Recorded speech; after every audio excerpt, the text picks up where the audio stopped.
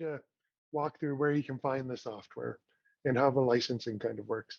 So when you get a seat of TruePath, you'll create an Autodesk account, and you'll be able to find, when you log into your Autodesk account, CAMplete TruePath under Products and Services. So I'm going to click that and then click All Products and Services.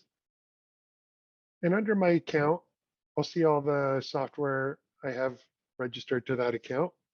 And then I can click TruePath, and I can click View Downloads, and then I can download the software from here, either with Install Now, and any updates I can find under the Update tab. If you don't see CAMplete TruePath in your account when you log in, it might mean that the Autodesk account administrator at your company hasn't assigned it to you. In that case, the admin can come log into their account and assign you a seat of TruePath. And you can find out how to do that through our Autodesk Knowledge Network page. And that's all located under the CAMplete TruePath Getting Started section. So here it talks about downloading and installing the software, just what we talked about under the Products and Services page. And then there's also a link at the end. If you don't see it in your account and you need the administrator to assign it to you, you can click this link here, and it'll bring you to a page on how to manage your licenses. The next thing, once you install the software uses what's called a single sign-in license. And basically what that means is you just have to be logged into your Autodesk account to use the software. And this page kind of talks about that. You should be prompted when you first start the software to sign into your Autodesk account if you're not already signed in. If you're already signed in, the software will just start. Okay, and then now we're going to kind of pick up with after the software has been installed. So I'll minimize this, and I'm going to start CAMplete TruePath.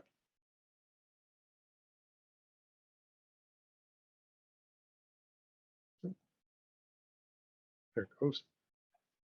Okay, so the first time I start the software, I've already started it. I've already had it installed. Whoops, I started 2 instances. Let me just close this one.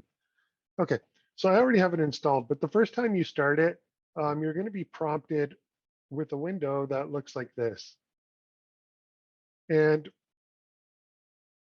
you'll see that there's going to be an NC format and a machine to import. And those are the demo machine that come with the software. You can see here, I already have it imported. Default Autodesk TM0757, 575. It's just a made-up machine. It's not a real machine. It's just so you can use the software if you are waiting for your machine to be developed, or you have a trial version. You'll also see that there'll be an NC format to import as well, and you can simply do that simply by clicking Import Machines, Import NC Formats. You'll notice I don't have an NC format. I did that intentionally so we can see how to import an NC format later on. So I'll go ahead and click Close. And now I'll kind of move on to some of the initial setup. So we would have imported a machine in an NC format as part of the initial install. If you'll definitely have another machine, which is your machine that you're using TruePath for, and that'll be an EXE installer. To install your specific machine, you just run that EXE, and then you come here to check configuration, which is on the Manage tab. Click that, and then you'll see your specific machine available for import, and you just click Import Machines. You'll also receive an NC format, which is a CS4 file for your specific machine. And to import that, again, we'll be under the Manage tab, but we'll click NC Formats. Okay, so I have a local copy, I have a copy of the NC format now. I just clicked Import, navigated to that CS4 file, and selected it. After I have my NC format imported from my machine, I can go, and I've imported my machine through Check Configuration. I can see my machine under the Machines tab in these resources. And this is accessible if I click the Machines button here. So these 3 buttons are just access to these 3 pages. And next, I'll select my machine, and then I'll click Edit. Depending on your machine, you might have options like tool setters or different spindles or different tables, maybe a pallet or no pallet. And all of that is controlled in the machining setup that we just accessed right here. And the options are located under this options page.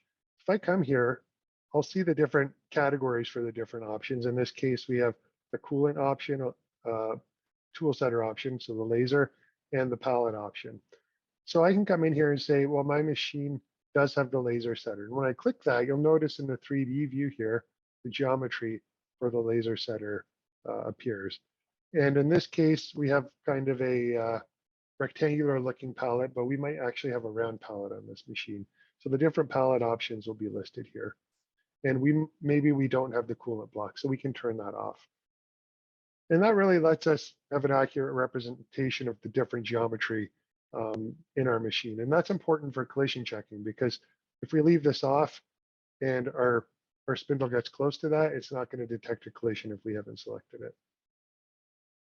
The next thing we want to do for our initial setup once we have selected our machine options is to set our default NC format. So we'll talk about NC formats a little bit later, but basically what an NC format is the closest thing to it would be a post processor. It's not exactly a post processor, but it's very much like one. Then in here, we can come and set our default NC formats. And in this case, we're going to set both to the NC format for our machine. And then after that, we can click OK. So now every time we load a project, the machine will have those options we enabled, and it will automatically choose that default NC format that we selected. So that's pretty much it for the initial setup of the software. Basically, just to recap, what we've done is after installing the software, we sign into our account, and it'll stay signed in. So every time we launch the software, we won't have to re-sign in. And then the first time, we'll be prompted to import the demo machine. And then after that, we can install our machine, go to check configuration, import it under here, and then import the NC format by clicking NC format and clicking import and selecting the CS4 file. Then we can set the options in NC format in our machine by selecting the machine and clicking edit. So there's a little bit of setup involved just to make sure your machine geometry matches your actual machine and that you get your NC format into the software. So now I'm going to shut down CAMplete TruePath now that we're done the initial setup. So I have this same project in a bunch of different CAM systems here, and we'll go through the export process for each. So once you export the data from your CAM system and you get it into TruePath, after that, the process is the same. So this first part, we'll just go through the different exports, and then we'll jump into TruePath once we have a project created and see what that looks like. So for MasterCAM, there's a plugin, and when you're installing CAMplete TruePath, you'll get a page that asks you to install different components. And one of the components will be the MasterCAM plugin. There's also a plugin for PowerMill, Siemens NX, GibbsCAM, and I think that's it. Those are the ones we maintain. You'll see there's other plugins for CAM systems that are maintained by the CAM system. For example, the Fusion 360 is maintained by the Autodesk Post Library. Okay, so that's how you get the plugins. They're available through the CAMplete TruePath installer. And for the MasterCAM example, when you install the plugin, you're going to get a CAMplete tab in MasterCAM, and there's going to be a CAMplete project button. And that's how we're going to export the data. So let's go ahead and do that. So I'm going to go ahead and select all operations. So I'm just going to click the select all operations green arrow here. If I didn't want to export all operations, maybe I just wanted to export tool 4, I could do that too when run the plugin. It doesn't really matter. But in this case, we'll do all of them. I'll click the CAMplete project button. I have an older version of this. The new one is an orange C, but I'll go ahead and click that. And now this opens up the export job for CAMplete window. And you just have to set these settings. A lot of them get remembered, and you actually have an option to save some of the files to, sorry, some of the settings to the file. So here you can see the offset can be saved to the file, so you don't have to set it every time you export. You can save the export path to the file. So this is saved with the actual MasterCAM file when you click save. And basically all it's doing is creating an empty level with this information in it.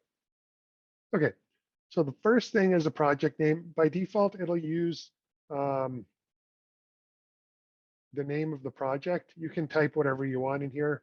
Like I can erase this and say my project if I want to change the project name. It also gives some suggestions too based on different machine groups in here. So you can select it that way too. If your project has multiple machine groups, so for example, maybe this is a multi-op job where you're doing the first op on machine A, and then you're taking it off machine A and putting it on machine B, but you have everything in one MasterCAM file, and you're using TruePath for machine B, you have to tell it which machine group the operations are from. It should detect it automatically based on what you've selected, but that's what this is doing. It's telling software which machine to pull, sorry, which machine group to pull the operations from. The next section is the offsets. So this is where you can tell the software the distance from the bottom of your fixture that's going to sit on your table to wherever your program 0 is. So in our case, we have top center of the part as our program 0. So in Fanuc, our G54. And in this case, the distance is 205 millimeters from the bottom of the fixture to where our program 0 is located. And this is going to be used to position the part in TruePath once we create the project. So this will automatically position the fixture on the table. This drop-down file here, or folder here, it has two options, G-code to palette and palette to G-code. And this just tells the plugin which way we're measuring. So are we measuring from the palette up to the G-code CS? In this case, we are. So we want to select that option. If we were selecting the bottom of the fixture, so there's a select point option here, and I say select point, and I go here, it'll throw a negative in. So then we'd have to tell it we're measuring from the G-code down to the palette. So basically, this just tells the direction of the value that's entered here. So we're measuring down from our work offset to our palette bottom, so I'll leave it as that. The next set of options are related to tools. So for most CAM systems, we get the tool profiles and the holder profiles from the CAM system, which is nice because you don't have to maintain a separate tool library in CAMplete TruePath. And we do that for MasterCAM here. And to make sure that we're exporting our tool and holder data for this project, we want to make sure we have this create tool and holder database file option selected. This next option, it's not used very often. I'll explain what it's for. Depending on how you build your MasterCAM tool library, you might have duplicates of the same tool. So let's say we have T1 and it's a 1/2-inch end mill, but we're using that tool for roughing, semi-finishing, and finishing. And we want the feeds to automatically populate in MasterCAM. In our tool library, what we might do is make 3 copies of T1, and the only difference is the feeds and speeds for each tool. The holder is the same, all the tool profiles are the same. It's just the feeds and speeds that are different. If you're doing that, you're going to want to check this box if that's how you built your tool library. And the reason for that is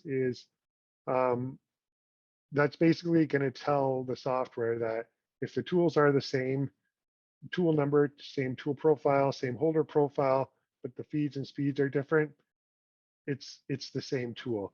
If you leave that unchecked, it's going to just look at all the parameters and say, wait a minute, something's different, even if it's the feed and speed, and it'll say this must be a different tool. So that's what this is for. It's a very specific case, but if you're doing that, you want to check that on. The secondary tool ID source. So this is whether you want your comments in your program or in the case of a Heidenhain or Siemens where you're calling the tool by name, how you want the tool name to be reflected in CAMplete. Do you want to use the assembly name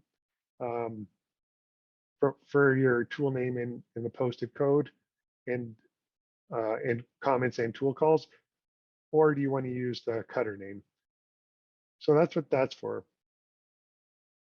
The STL reference, that is related to the WCS you're using in MasterCAM. So in MasterCAM, when you're programming, you typically have one WCS, and that represents the plane that the spindle's coming from. So in a 5-axis machine, A0, B0, C0, depending on your configuration. And then you use the tool plane to control the orientation of the tool for 3+2 operations. And if you're using top WCS like I am, so you'll notice in my toolpaths, all of my WCS are set to top. And you can use the world CS because the world CS is top in MasterCAM. But if you're using anything other than top, maybe your model's a part of an assembly and you don't want it to move, and it's in a weird orientation, and you have custom WCS, that's where you're going to use current WCS. And if you use the current WCS option, it'll export the geometry relative to whatever WCS you have set in MasterCAM here. So I'm just going to move this window here. So that'll be whatever my WCS tool plane and construction planes are set to. So before I run the plugin, or even now, I might want to say, if I'm using something other than top, I'll say what plane it is, for example, front, and then I'll switch to current WCS. And I'll do the same for my tool plane and my construction plane. And that's going to make sure that the geometry is exported in the same coordinate system as my toolpaths in MasterCAM. So again, this is only important if you're using non-top for your WCS. For export options, this is what you want to pass over to CAMplete TruePath. So do we want to pass over part geometry? Do we want to pass over fixture or stock geometry? And do we want to create a project file? So we'll talk about these each individually. So when I turn these on, you can see different tabs appear and disappear based on the settings here. So once we tell it what we want to export, we just go through and tell it our selection. So in this case, programs, it's going to select automatically what we had selected when we ran the plugin. You can change that here if you want to choose to exclude something. Maybe we don't need the last toolpath. We can come here and uncheck it. We can unselect all. This option here, I wouldn't recommend using it. And the reason for it is because it will change the NCI file names of your toolpaths. So I'll go ahead and click it so you can see what it does. So I'm going to go and click. Right now, they're all the same NCI file name. It's one NCI file. I'll go ahead and click this. And what it does is it names the NCI files by tool group, toolpath group. So you can see here, now they've all been renamed. And when I click export, it's actually going to come through here and rename all the NCI files. So now I'm going to have everything as different NCI files, which may not be what you intended. If you do want to have a group with a different NCI file name, I'd recommend doing it in the toolpath manager. But I'm going to go ahead and click reset so they go back. And one thing about reset, it only works for this instance. So if I were to do this and click export, come back in and click reset, it's not going to do anything because as soon as this is closed, it forgets what the name was. So yeah, that's what that does. The part tab, this is where you specify the geometry you want to use for your part and how you want to get it out of the software. So we have the option to manually select the geometry. So if we do that, when we click export, it's going to give us a prompt and say, select the part geometry. And if we do that for fixture and stock, it's going to prompt us for those as well. The other option is to do it by level. And the nice thing about doing it by level is that it gets saved with the MasterCAM file. So next time I open this project, if I have level 300 selected, it's going to be selected when I open the project automatically. So I don't have to keep on reselecting my part or fixture or stock geometry manually. You'll see up here, there's a resolution. So the part geometry in TruePath is used to detect overcuts. So it's good to have a fine resolution here. If you have I'll move to the fixture tab now. You'll see it's a duplicate of the part tab, but it's just for the fixture geometry. And again, selected by levels. If you have a complicated fixture geometry, that might bog down the software. What I have is pretty simple. If you have a lot of fine details, maybe a lot of engraved text, some channels in your fixture, you can raise the resolution here, because the fixture geometry is just used for collision checking. With the overcuts, you want to be accurate because on the part geometry, because it's actually doing a check for the tool gouging into the part. This is just fixture is just used for collision checking, so you're more interested if there's a hit between the two entities or between entities. So in this case, like if you're going to hit, the engraving probably doesn't matter. So you can get away with a little bit of a looser tolerance. It might help the performance of the simulation. Next tab is stock. Again, it's almost, it's not a direct duplicate of the other two tabs, but it's very close. The only difference here is if you have your stock set up in MasterCAM, you can just use your MasterCAM stock instead of needing a model for it. And that's just done by use this machine group stock option. And then I'll turn this on CAMplete project. This is a newer tab, the newest tab. I think it was added either for TruePath 2020, maybe the end of TruePath 2019. But what this allows you to do is it allows you to select your machine that you're going to use in TruePath from within here. And again, this can get saved with the MasterCAM project and my NC format as well. So next time I open it, it'll know to use this machine in this NC format. There's also some autocomplete options. And this will make more sense once we create a project. But basically, these bottom two buttons, the auto locate features, if you enable those, what it's going to do is it's going to search the part for the lowest end fixture setup to find the lowest point. And it's going to reference that as this distance automatically. And then if you turn this on, it'll snap that to the top of the table. So if you use these two options on the project page, CAMplete project, you don't really even need to include the offsets. It'll do it automatically for you. The only thing is it centers it on the table. So if you're not centered on the table, you might want to use this if you're picking a point off center. And then the autocomplete import wizard, again, this will make more sense once we go through the software, but basically this will just open up the machine in CAMplete TruePath and you won't have to do any additional setup. So I'll go ahead. Oh yeah, down at the bottom, the last options here, launch TruePath automatically when the export is finished, and you can save the path to the file. You can open the folder with the project files as well if you want. Typically, you don't really need that, but if you're contacting support for something and you want to send them the files, I'll show you another way to do it, but you can also do this and it'll bring you to the folder where the files are as soon as it exports. So let me go ahead, click export here. Oh, let me reset. Oh, yes, I do want to continue. Okay, so let me make a folder in here called MasterCAM, my export folder. And we'll just select that folder. So it's going to go through, get the data it needs from the software, and then CAMplete TruePath will start once it's done that.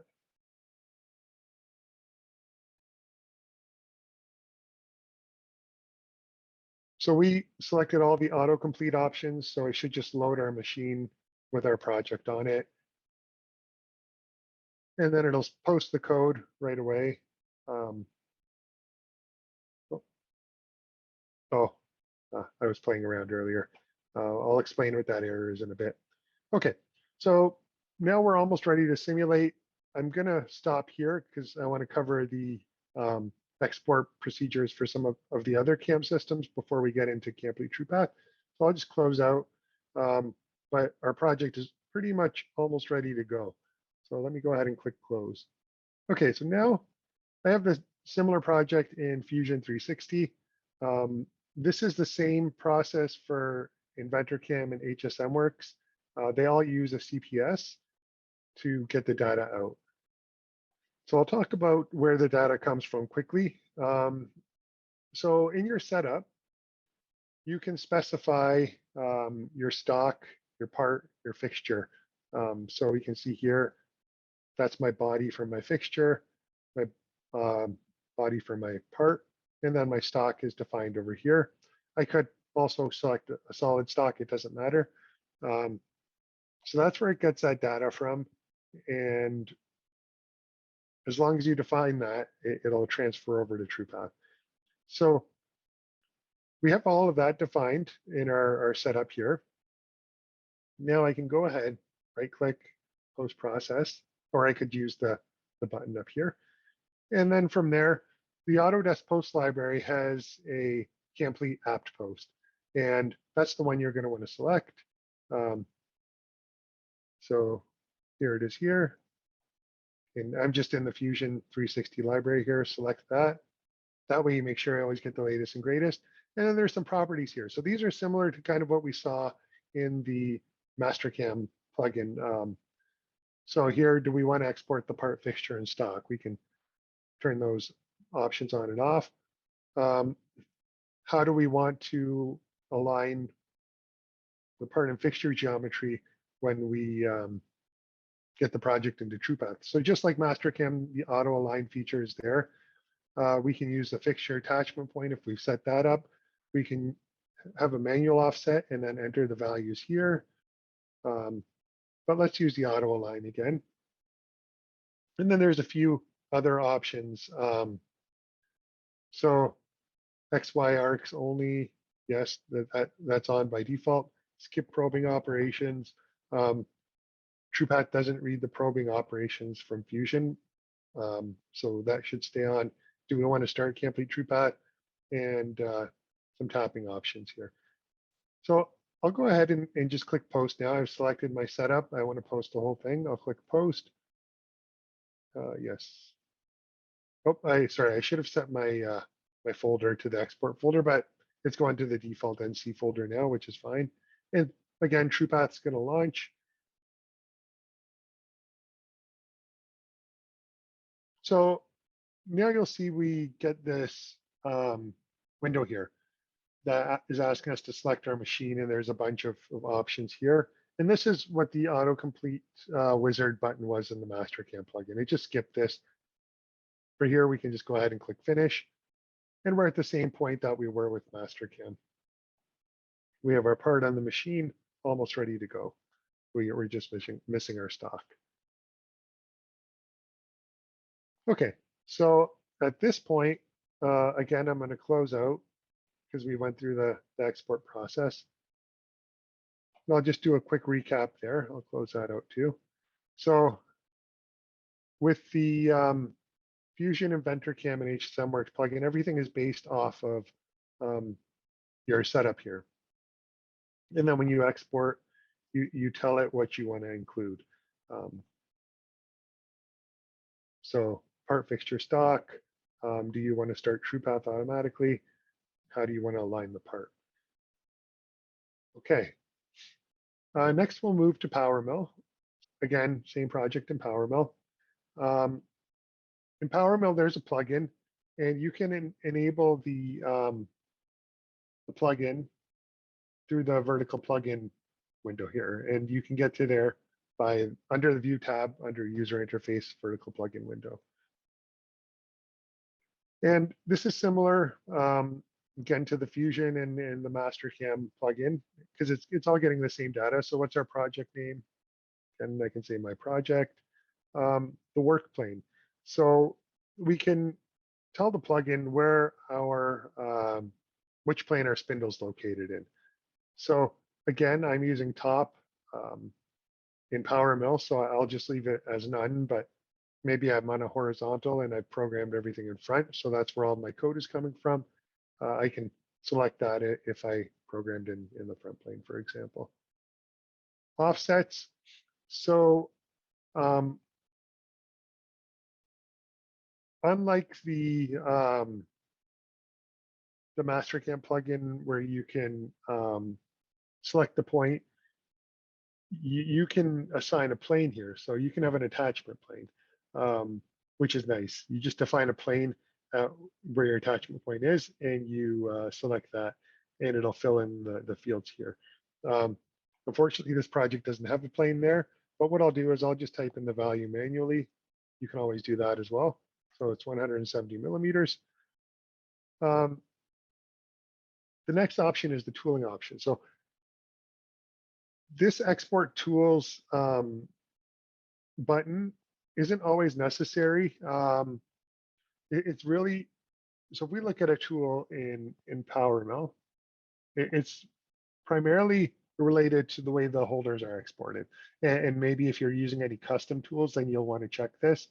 But the cut file, which is the file from PowerMill that holds all the toolpath data, it includes the holder profile and the tool parameters. So the tool can be rebuilt in TruePath.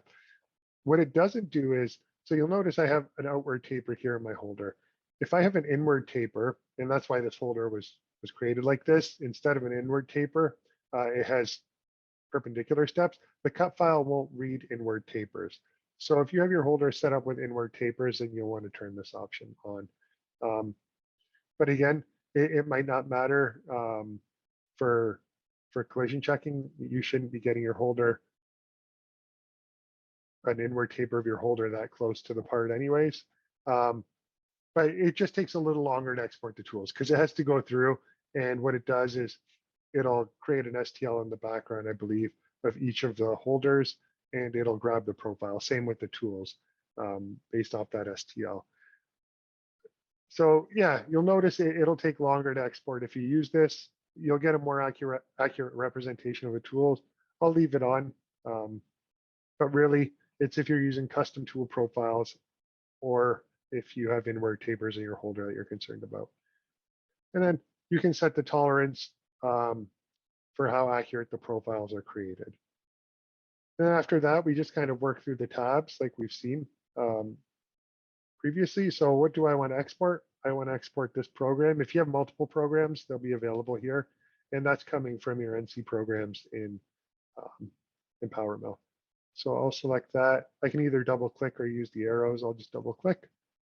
For the part, you can select either a model or a level set. So if you have everything on a level, maybe your part is composed of multiple bodies and they're all on a single level or multiple levels, you can come here and say level and you can select the level. So you can select multiple levels if it's spread over multiple levels.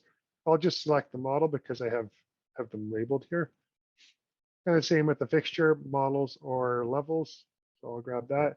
And then the stock, you can do models, levels, a toolpath block, or a stock model. Again, I have the model, so I'll just select that. And each tab has an STL tolerance. Again, if you have a complicated fixture and you're worried about it tying up resources, you can loosen up the tolerance on the fixture a little bit. And lastly, there's just the launch TruePath button when you're done. And then we can go ahead and click export. It'll ask us for the folder. So I have that export folder I created. So let me go there and I'll say PowerMill. And we'll select that folder. And it's going to go through and it's going to grab the cut file. That's what it's doing first. And now it's grabbing the geometry for the part fixture and stock. And now it's going through each tool and it's grabbing the profiles for those.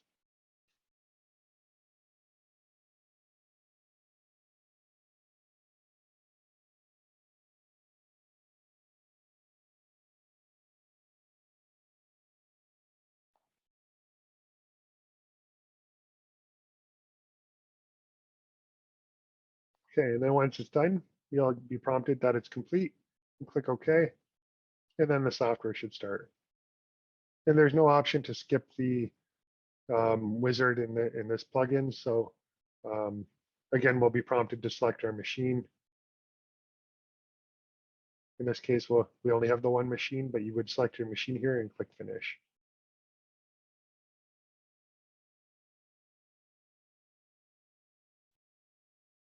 Okay. So again, this uses a plugin. Now I'll jump over to GibbsCAM. Again, with the plugins, we hopefully saw that they're all very similar. The main difference being the Fusion Inventor CAM HSMWorks one, where it's tied to the setup. So a lot of the geometry selections automated. But in terms of the options, it's really what do you want to export and selecting those options and then just clicking export. This with GibbsCAM, it's a little bit different, and I'll walk through this process. So with GibbsCAM, we have a plugin, but the plugin only gets the toolpath data, the tool profiles, and the holder profiles. It doesn't export the geometry, which has to be done manually. But there's a tool in CAMplete TruePath that makes it easy to work with the data. So I'll walk through that process. So again, you can install the plugin from the TruePath installer. So I'll go to my plugins menu in GibbsCAM, and then I'll just select my plugin. So I'll select latest and greatest, and then I can, if I wanted to export certain operations, I could select them in GibbsCAM in the operations menu here before exporting and just say export selected operations, but I'm going to export all of them. I have the option to launch TruePath when finished. I'm not going to do that. I'm going to launch it manually, and because I still have to export the geometry after I export the file. And you can linearize drill cycles. So there's some controllers that want longhand drill cycles. If that's the case, you can do that here. But we're not going to use either of those options. So we're going to go ahead and export. And then I'm going to save it in that export folder and say GibbsCAM. And I'll click Save. Okay, so it's completed. Now I just have to export the geometry. So to make this quick, I'll just kind of use the body bag here so I can select everything quickly. And I'll say File, Export. And then you can either use IGES or STL. Recommend STL Plus. It seems to get better results in terms of issues with surfaces not being connected and stuff. So yeah, STL Plus, I'm in here, and I'm going to use the word part in this name, this file name, because that's going to tell the software it's part geometry. Go ahead and click Save there. You can enter the accuracy. I'll just leave that as a default. Okay, I'll put that away. I'll click off of it so it's not selected. I'll do the same thing for the fixture export, and I'm just going to use the word fixture in the file name to tell the software that it's part of the fixture geometry. And then lastly, I'll get the stock, got that selected, and I'll say export, and I'll use the keyword stock in here.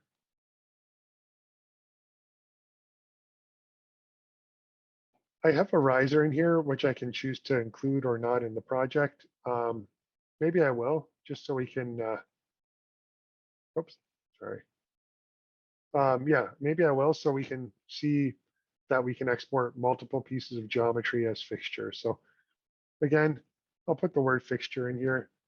I'll just say this is the riser, and then go ahead and click enter.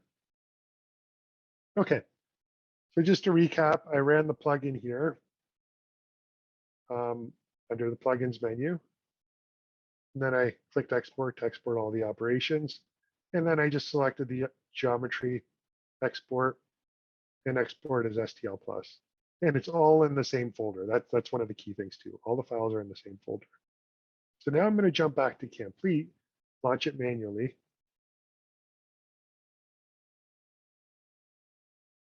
And once it opens, like by opening it not through a plugin, it should prompt me with a new project wizard. And the new project wizard allows you to tie all of the files in that folder together to create the project. So they were exported manually, but this ties everything together, making it nice and easy so you don't have to create the project and then import everything one by one. You just select the folder and it'll find the files for you. So, oops, I spelled fixture wrong. So I just did a sanity check to make sure I got everything right, but I didn't. So I can change what that geometry goes to. In this case, FXITURE. I should go back and change the file name after this, but okay.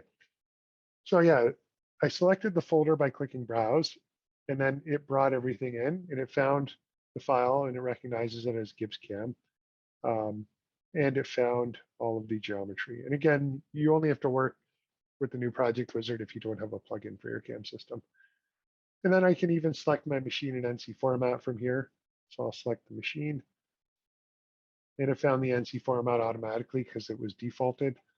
And then I can use the auto locate and the autocomplete features as well. So I don't have to select my machine. For STL files, it needs units. We're working in metric in this project, so I'll just set that to metric, millimeters, and then I'll click import. Oh, lost focus. There it goes. So yeah, so now it's loading everything into the 3D environment, and it's going to post the code just like it did for the projects, the plugin, and it used the auto locate feature to put the fixture in the table. Okay. So that's the export for the different CAM systems. If we go to the TruePath AKM page, which Rob posted the link for, there are other CAM systems in here. I can't show Siemens NX or SolidCAM because I don't have them installed. FeatureCAM also uses a plugin, and there's instructions on using it if you follow the links. For Esprit, the closest thing is going to be what we did for NX. You're going to use the new project wizard. But for Esprit, there's not a plugin. It has a built-in generator for CL data. So it's like apt data, but it's Esprit's format. It's a TruePath data with the tools, the motion, and all that stuff. And there's a link. Actually, I should probably get the team to move this into here. It really should be not under an FAQ, but how to export from Esprit. And these are the steps for exporting from Esprit. So what you're going to want to do for Esprit is under the file menu, you're going to select advanced NC code, and then there's going to be an option to export the CL file.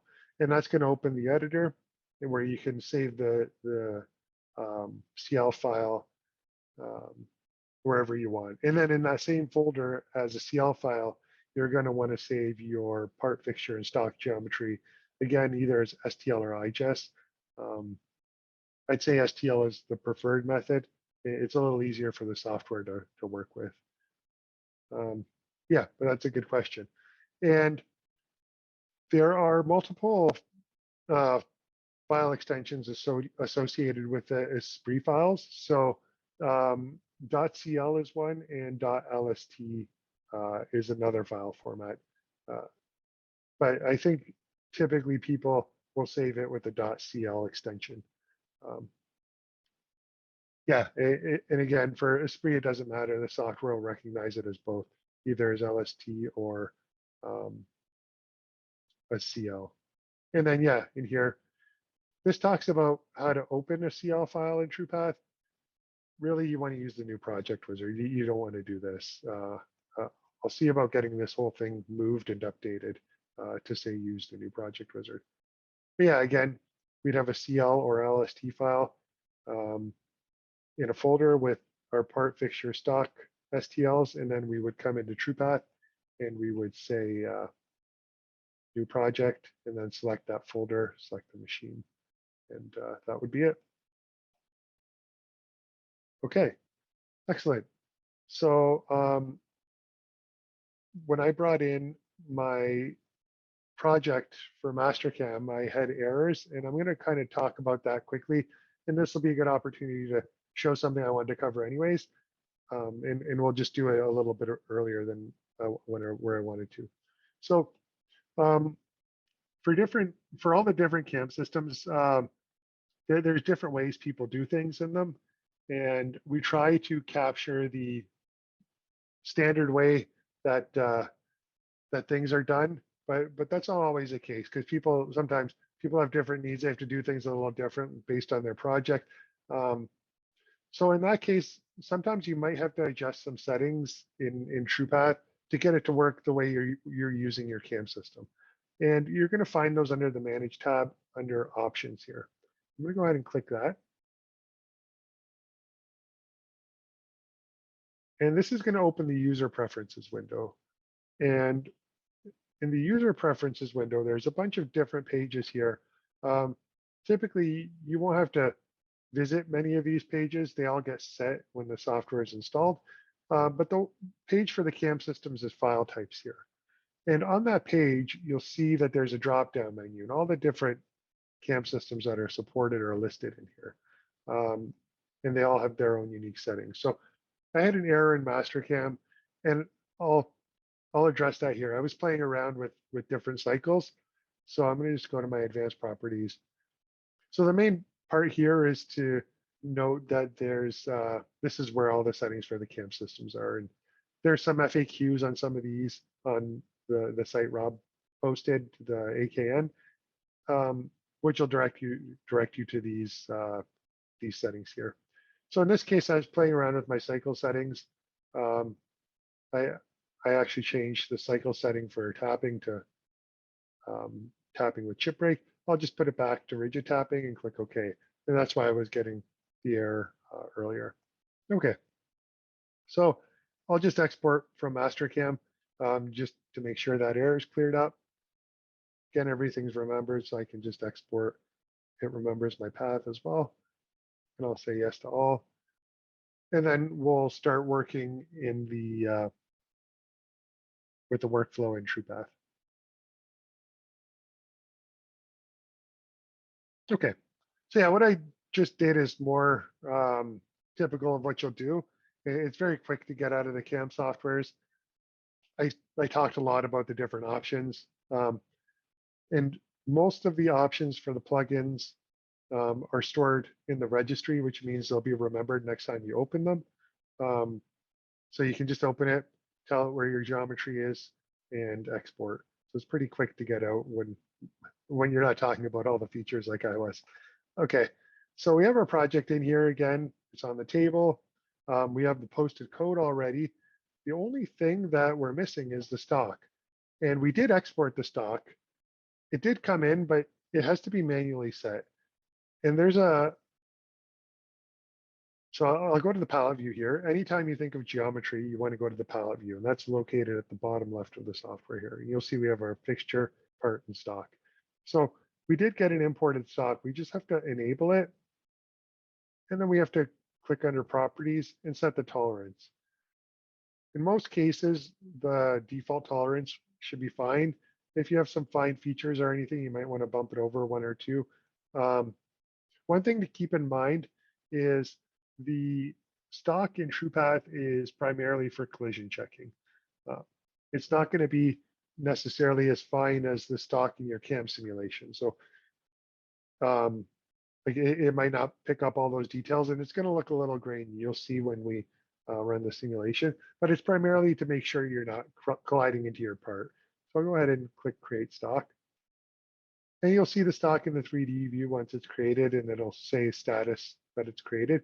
You can change the colors if you want of the initial stock and the cut stock. And then once it's all set, you can click Close. So now we have everything we need. We have the program to the right here. We have our job setup on the table, and we could click play at this point and run the simulation. The first few times you're running a simulation, you're going to want to go to this collision check tab. And you're going to want to tell the software what you want to check. But once you have the settings you like here, it's going to remember these. So you don't have to set these every project. So once you kind of dial them in, it'll remember them. We'll talk about each of the settings here. So collisions, what that is, it's when two entities hit that shouldn't be touching each other.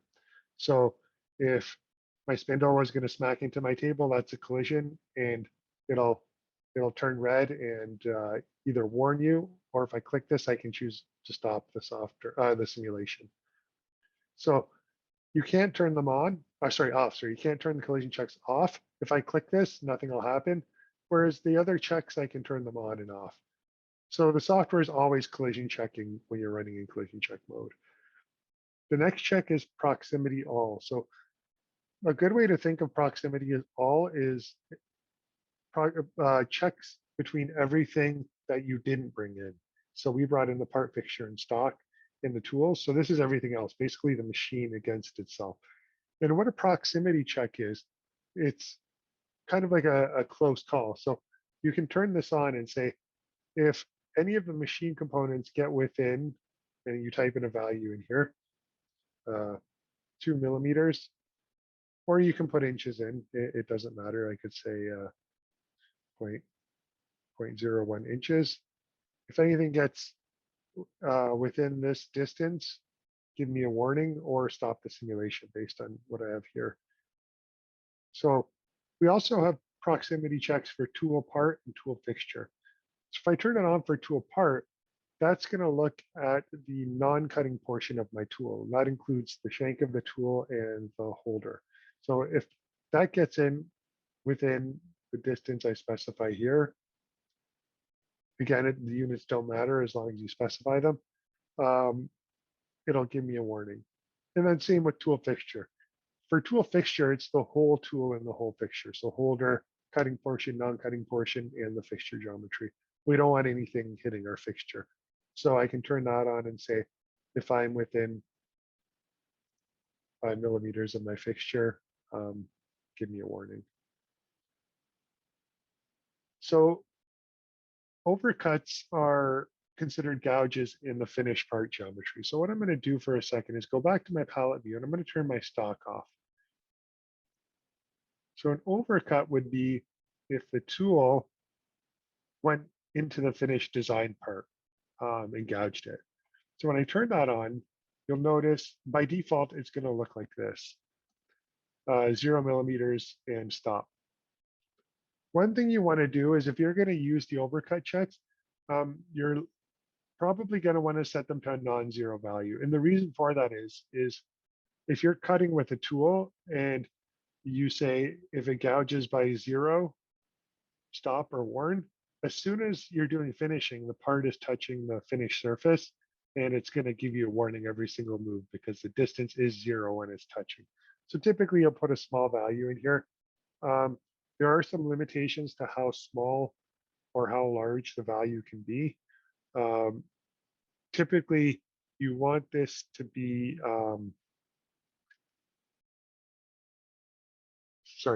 smaller than the radius of your smallest tool, I believe, because the way this works is it offsets the tool inward. So let's pull up a tool here quickly so we can take a look.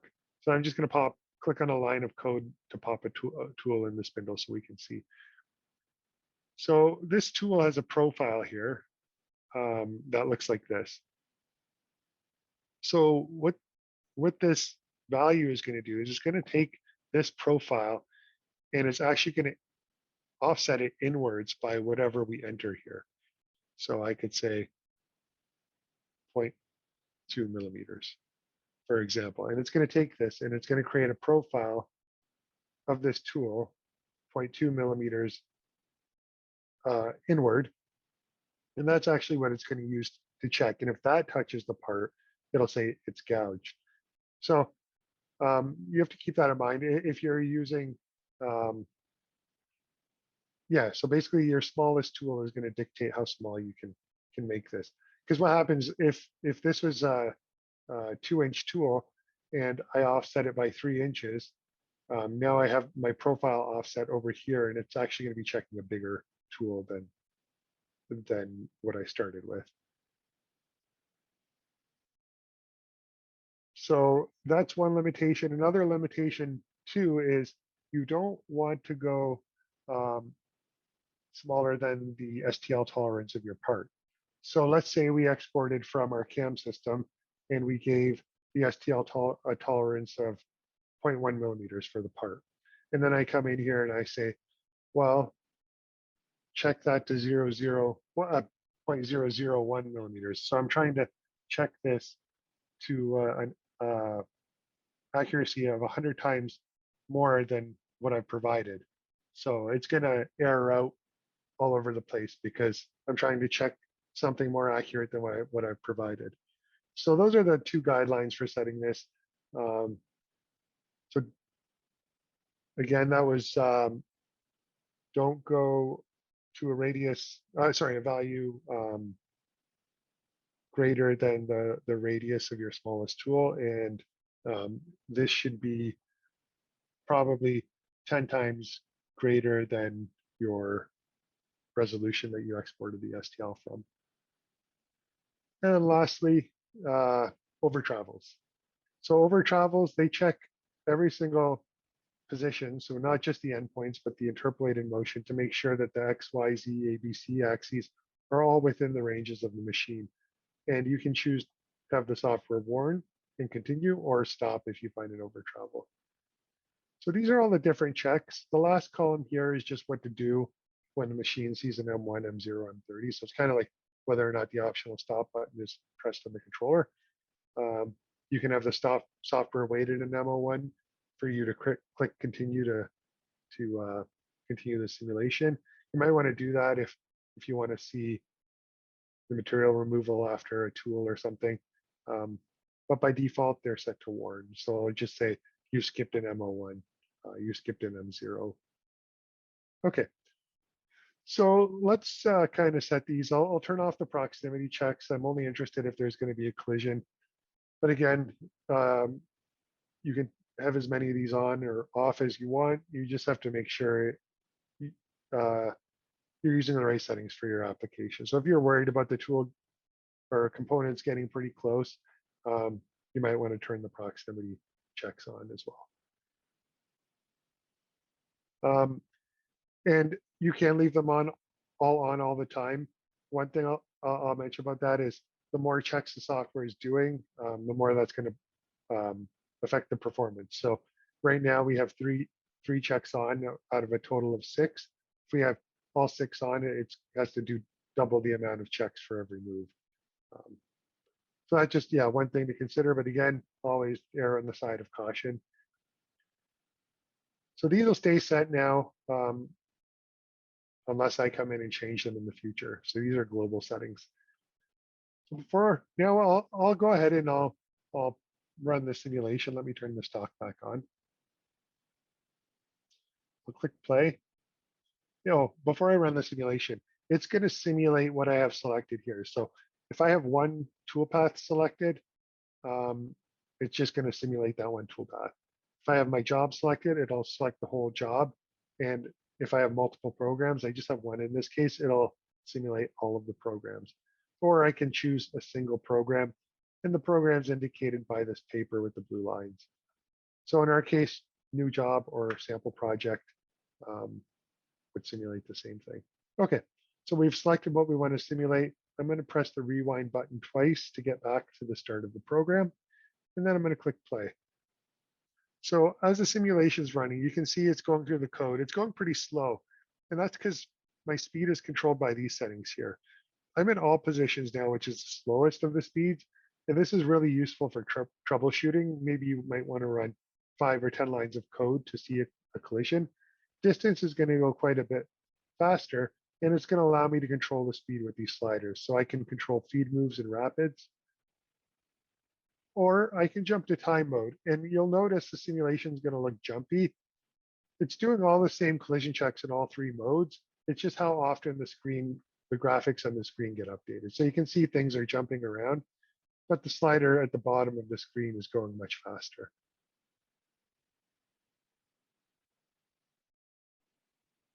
And at the beginning, you might want to watch the simulation in distance mode to get used to the software. But eventually, you'll probably just run it through in time mode so you can get to the end result the quickest. Like you can see it's jumping a bunch of lines of code at once, but it's still doing all the collision checking. In this case, we didn't have any errors or collisions. And we can tell here by this status view. The status view says there's 11 warnings, but we have a green light. That means we're okay. No collisions were detected. So as we just talked about, this is going to tell us that when there's warnings, it's telling us things like optional stop was skipped. There's a custom code in the posted code that wasn't simulated. Things like that are going to be warnings. But if there's going to be a collision or anything in the code that's going to stop us from running this on the machine, you'll have a red light here. You'll know to investigate. So since we didn't get a collision, maybe what we'll do is we'll introduce a collision by adjusting the stickout length of one of our tools and rerunning the simulation, just so we can see what a collision looks like. So I'll go ahead and click in the CAM wizard, and this will give us a good opportunity to look at what's in the CAM wizard. So generally, you probably won't find that you need to come into the CAM wizard all that often, but a lot of the links on the home tab point to the pages on the CAM wizard. So we're in the NC format page right now. That's just the one I was in last when I closed it. But we can go on the cutting tool page, and you can see that the cutting tools that came from our CAM system are all on this page. And oh, I have, let me move that over. And if I scroll over, it's going to show me like the name of the holder, the gauge length, the extension length. If I'm using cutter comp, so not wear comp if I'm using wear comp or no comp, I want the cutter comp radius to be 0. If I'm actually using radius comp at the machine, so I'm putting in a 1-inch diameter cutter in the machine, and I'm saying it's to offset it by ½ an inch, then I could put that value in here to simulate that. So we have, let me turn dimensions on here. We have a 20 millimeter cutter here on the bottom diameter. If I was using G41, G42 there, I could say, okay, well, the radius is 10. And now when I run this tool, it'll compensate by 10 millimeters when it sees a G41 or G42 in the code. And that's for FNUC. It will do the same for Heidenhain, Siemens, and other controllers. If I want to automatically set the comp for all tools, and I'm using full radius comp on all the tools, I can just click this button and it'll automatically set them. Again, if you're using wear or no comp, you want to keep these as 0. So I'll just put them back to 0 quickly because we're using wear comp, I think, in this program. So the CAM system is offsetting the TruePath for us. What we want to do is we want to create a collision. So let's take our shortest tool here. Extension length is 15 millimeters. Let's cut that in half. So you can see now we're holding on the flutes, but we can do that in a virtual environment. So let's do it, and let's cause the software to give us a crash. So it's going to repost. Anytime you change something in the CAM wizard, it's going to repost. In this case, we're using tilted work planes and tool center point control. So the code's going to stay the same regardless, but it still reposts and regenerates a simulation. Okay. I rewound the simulation. You'll notice my stock is still cut. If we want to reset the stock before we rerun again, that's geometry. So our first instinct should be palette view. So I'll go to the palette view, have my stock here, and there's a reset button. So I'll go ahead and click that. I clicked rewind twice here to get back to the start of the program. If I'm having difficulty seeing the simulation because of the machine housing, I can use the buttons down here to turn it off. So I can hide the housing, I can hide more of the machine, and I can completely hide the machine. If things are hidden, they still get collision checked. So it's not a big deal to use these buttons. You won't miss any collisions with anything that's hidden. I also might not like these toolpath lines that might make it difficult to see, especially if I'm doing a lot of surface machining. I can use the eyeballs to turn them off. So when you're using the eyeballs here, you want to make sure that you don't go above the NC program. So always stay under the job. And then I can turn it off for a whole program here. If I want to see an individual toolpath, I can turn that on here and look at it, but we'll keep them off for now. And now we'll rerun the simulation, and hopefully that tool will give us a collision so we can see what a collision looks like in the software. So again, I'm running in time. I have collision set to stop up here. So if that tool does collide, I should get a pop-up message. Okay, so it did. So we can see here, we have a collision. It's telling me that the collision is between the tool holder and the stock part. So at this point, I can pause the simulation, stop it, or continue. So I'll just pause or stop or fine. I'll just stop it. And it'll tell me, okay, you've chosen to stop it. Okay. And now I can go in and kind of get a look at what happened. Sometimes you'll get a collision reported and you'll click stop and then click OK, and you'll see that the tool is not anywhere near colliding. And in that case, what's happened is the simulation has completed the move that had the collision. So what that means is somewhere in the interpolated motion between the previous move and the move that it's reporting, there was a collision. So what you can do there is I can say, okay, well, I'll start the simulation from the line before. And again, all positions is good for troubleshooting. So I'll switch to that. And I might even want a single block. And I can do that by clicking this guy down here, right next to the play button. So now if I click play, I'll run that one line of code and I can see exactly where the collision happened. And there it is. So see, if I click stop, it finishes the move. That's why sometimes you'll have a long move and there's a collision that happens somewhere in between, but it won't look like it when it stops the simulation because it happened earlier. So that's a good way to troubleshoot, single block in all positions. Okay, so let's switch to warn now up here so we can see what that looks like. And I'll continue to run the simulation in time mode. I turn single block off and I'll click play. So we're getting more collisions here. You can see that they're being reported and I have a red exclamation point here. So we no longer have a green green OK button. So I'll let the simulation run through and then we'll look at how we can view the errors at the end. Okay, so we've run through and we have a bunch of errors collisions here. Under the simulation view, there's a button that says summaries under the errors section. If I click summary, it's going to open up and it's going to give me a breakdown of every single toolpath and where any issues might have occurred. So it'll tell me the status. So even if I stop a simulation and come in here, it'll tell me where I am. It'll say, you stopped here and you're 75% through this toolpath and the rest would be 0. So it tells you how far along you are if you stop midway, and then it'll tell you where your errors are. So we have 5 collisions in here. So if I click that, it's going to show me the lines of code that have the collision, and it's going to tell me what was involved. So P is part, H is holder, S is stock. There's also T for tool. And then after that, everything else is a machine access label. So X, Y, Z, A, B, C. So yeah, PHS, part, holder, stock. And then it'll bring me to that line of code in the program as I click on these lines of code. So, and here's an example where I click on it and there's no collision. And that's because the line somewhere between this point and that point, so along the retract, it was colliding.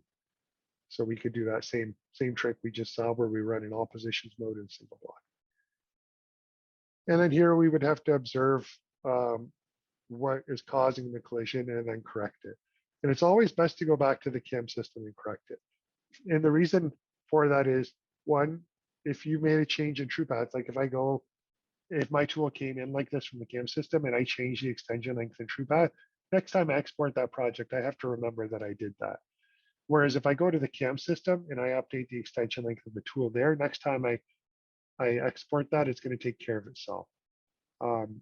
So it's always best to correct the problem at the source.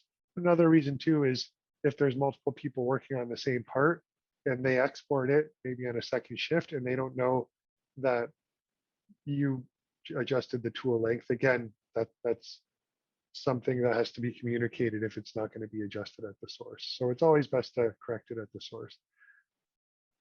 So then we can look at the next set of errors. So holder stock. We can see our holder is hitting gear. And that's going to be the same for all of this whole toolpath. And then we'll probably see the same thing on the other side. And I think that's all of our collisions with that tool. So we would go and we could correct that and bring it back in. So let's go and correct that. Let's just assume I've done this in the CAM system, and we'll talk about how we can get the corrections into our project without having to redo the whole thing in a bit. Okay, so we've corrected that. I'm going to rewind my simulation and reset my stock. So stock again on the palette view because it's geometry, click reset, then okay. And this is a running list of errors, so you can clear it before you rerun the simulation by clicking this eraser icon that says clear. Okay, so we're back at the beginning. Just click reset twice to make sure and click play.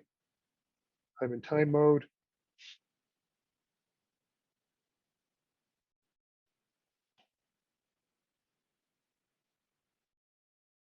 And we already know this is going to go through without any issues. And then once it's done, we can post out the code. You don't need to run the simulation to post the code. We strongly advise that you do run the simulation before posting the code, but this can be used as just a post as well. So we'll look at posting the code as soon as the simulation's done. Okay, so simulation's done, no errors. I'm going to go onto the Home tab, and right at the end, there's an export section. And it allows me to export the program, the G code, and there's a summary sheet that we can export to. So let's go ahead and click export to export the G code. Here, there's a few options. You can change the program name if you double click it if you want to. Maybe we want 01001.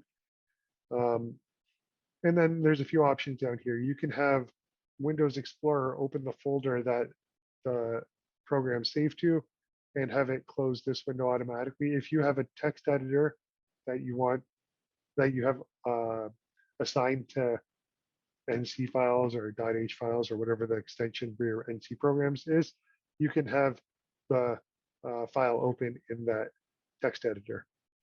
I'll leave that unchecked right for now. I'll go ahead and click export G code. By default, it's going to go into the folder that the project's in, but you can navigate wherever you want. I'll just say select folder. And now you can see we have our NC program in that folder. And that's just this code to the right of the 3D view here. I mentioned that there's a summary button as well. So I'm going to go ahead and click that. And this is just to communicate the information from TruePath to the person who's setting up the machine to make sure that they have the right tools, make sure the part's located in the correct spot. The summary sheet is a fixed format. That means it's going to look the same all the time. You can just choose which information to include or exclude from it. So here there's the sections of the setup or the summary sheet, and each section has its own options which are listed below. So for the project, I can show, maybe I want to show the current view. So it'll take a screenshot of this when I export it, if I have this option selected. If I'm not interested in seeing the setup on the machine for visual purposes, maybe I just need the numbers, I can turn that off. I can show the project name, my project. So this is just all the stuff you can show or hide. in your setup sheet. Then you can choose to show images of the part, fixture, and stock. Machining setup, I'm going to include this. This gives me information of where my G54 should be located. So it's telling me that my tabletop is 50 millimeters from the tilt rotary intersection. It's 50 millimeters below that. And then from my table surface, it's saying my G54 is centered on the table and it's 205 millimeters above, above the tabletop. And then if there's any additional offsets, they'll be shown here. If I have a C-axis rotation in my offset, it will show up here as well. Next is cutting tools. Again, you can tell it what information to include, which information to exclude. Program section. So this is going to tell you things for the entire program. So we can see here, and it's going to give us the work offsets, whether the tools are touched off the tip or center for that tool path, the height offsets used, if there's any cutter comp, which D values are used, and then the speeds and feeds for that tool path. Right now it's off. We can turn that section on, and then we'll just leave everything on. And then coordinate systems. If I'm just using a single coordinate system, I won't export this because you can see it's going to export a list of all of the coordinate systems. It can make the, and if I do export it, I'll just use the table typically. Otherwise, it'll give me text for every single coordinate system. It can make the report long if you don't need it. I like to keep it out. But again, it's all personal preference. To include it, I would just check that. And then once I have settings I like, I would just click save. And then I can say, give it a name for the template, summary template. And now next time I come in here, I can select it from the list. It'll populate my settings. And once I'm ready, I just click export. There's three formats: PDF, CSV, and HTML. CSV is more of a machine readable file. It just gives you the data with commas. That's if you wanted to take this format and put it into another software, likely one that was created in-house. And then HTML is just going to give you tables, no images. PDF is going to give you images, tables, text. So that's typically the one we recommend. You can give it a name. Maybe we want it to match the job name, and then click save, or the program name. And then the project summary will show up here. I chose not to include an image, otherwise I would have the screenshot of what was on the screen there. So here's the summary of the project. Here's the cut stock. If we want the initial stock, we can click reset to reset the stock before I'm generating the report. And then the part, and then the fixture. Here's the machine. Which machine is it going on? Which controller does it have? Again, where is this located from the pallet center? So it's centered on the pallet and it's 205 millimeters up. That's where I'm picking up my offset. Which tools am I using? What's the extension length of the tools? What's the gauge length with the holder? What holder am I using? What's the flute length? What's the diameter of the tool? All of that kind of stuff. And then here's information about each of the tool paths, with the feeds and speeds. This is kind of a summary of the whole program, and then it breaks it down by tool path. And then I think I left the table on for this as well, which is more concise than the text. So a table with similar information here. And then there's, and we chose not to export the work offsets. Yeah, so that's just kind of the summary, just information to make sure that what you have in TruePath can be set up on the machine. Okay, so that's kind of the workflow. What I'll do is walk through it one more time. I'll just pick a CAM system. I'll do PowerMill since we were working on that, and I'll walk through it without all the explanation. And now we have our collision check set. So this would be after you kind of have your settings tweaked, how you would work with the software. I'll go ahead and close that, jump into PowerMill. At this point, I should put my attach plane back. It's holding on to plane 1 for some reason. Okay, So let's go here and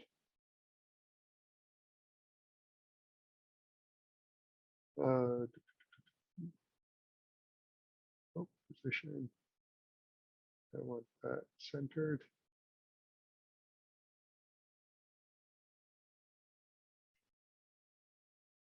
Okay. So I have my attach point there. So I've selected that. I have everything still set. So I'll go ahead and click export. The PowerMill plugin doesn't remember these selections, but they're pretty quick to go through.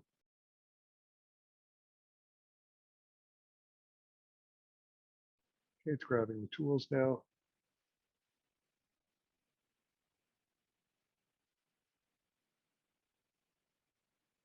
And it's putting them in there because I have my plane set to the attach point, my active plane, which is okay because I have my work plane set to none.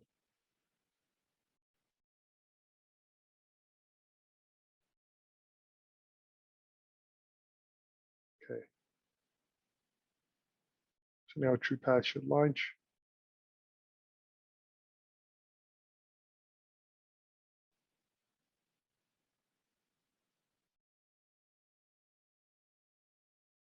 And in this case, I'll select my machine and click finish.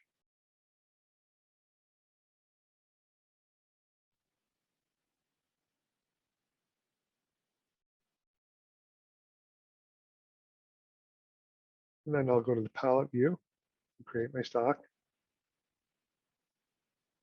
Use the default resolution, click create stock.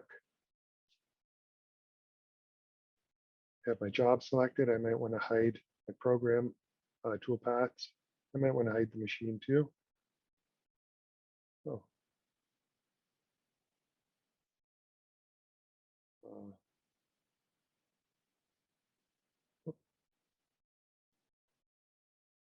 There we go. Not sure what happened there. Let me try that one more time. I think I created a new plane.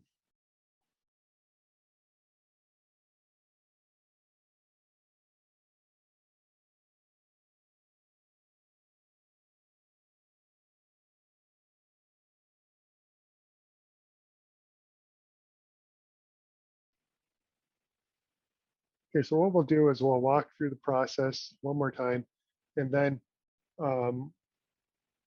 we'll see how we can add to an existing project. Maybe we had an issue with one of our tools, and we just want to fix the tool paths for that tool and bring them back into CAMplete.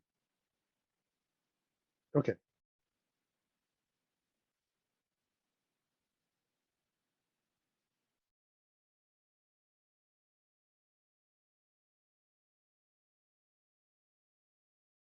Okay, select our machine, click finish. We have to create our stock. So I'll wait till it's done posting the code. And then I'll go to the palette view because that's geometry. And anytime we think of geometry, straight to the palette view. Enable the stock, click properties, adjust the resolution if required, and then click create stock, then close. So now we have our part set up. I'll hide the toolpath and hide the enclosure. And then I click play and run through the simulation. If everything looked good, export, and then the summary. Okay. So that's the general workflow. Again, I'm talking a lot. Once you start using the software, you'll see that it generally goes pretty quickly.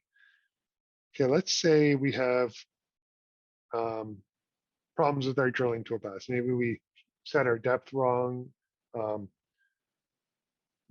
We put in the depth as 1 instead of 0.1. So maybe we want to change all of our drilling operations. I'll leave the tapping ones. Maybe they were right. So what I'll do is I'm going to select these and I'm going to right click. So I'm using the shift key here. You can use shift to select a range, or if you wanted to select 2 that aren't in a range, you can use control, or multiple that are not in order. So yeah, holding the shift key, click the first one, click the second one, and I'm going to right click and say delete. So now it's going to remove those. It's going to repost without the drawing. I'm going to go back to PowerMill. And then I would have come in here, changed my toolpath, got everything good.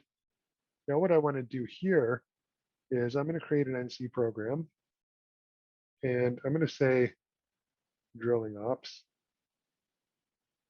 And I'll just accept that. And I'm going to select those drilling operations, right click, and I'll say add to NC program. They should be in there. Okay. So when you want to add to a project, the project already has everything in it.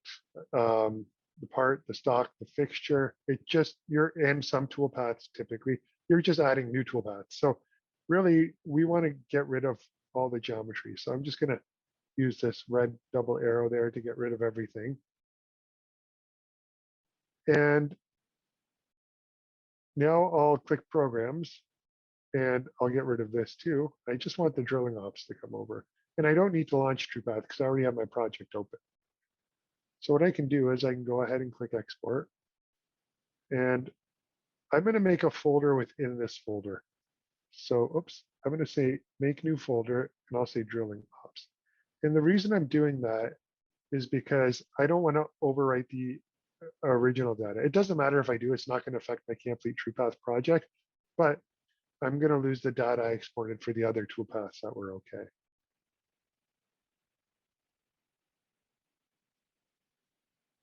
So that's going to export now. We're not launching TruePath. I unchecked the box there.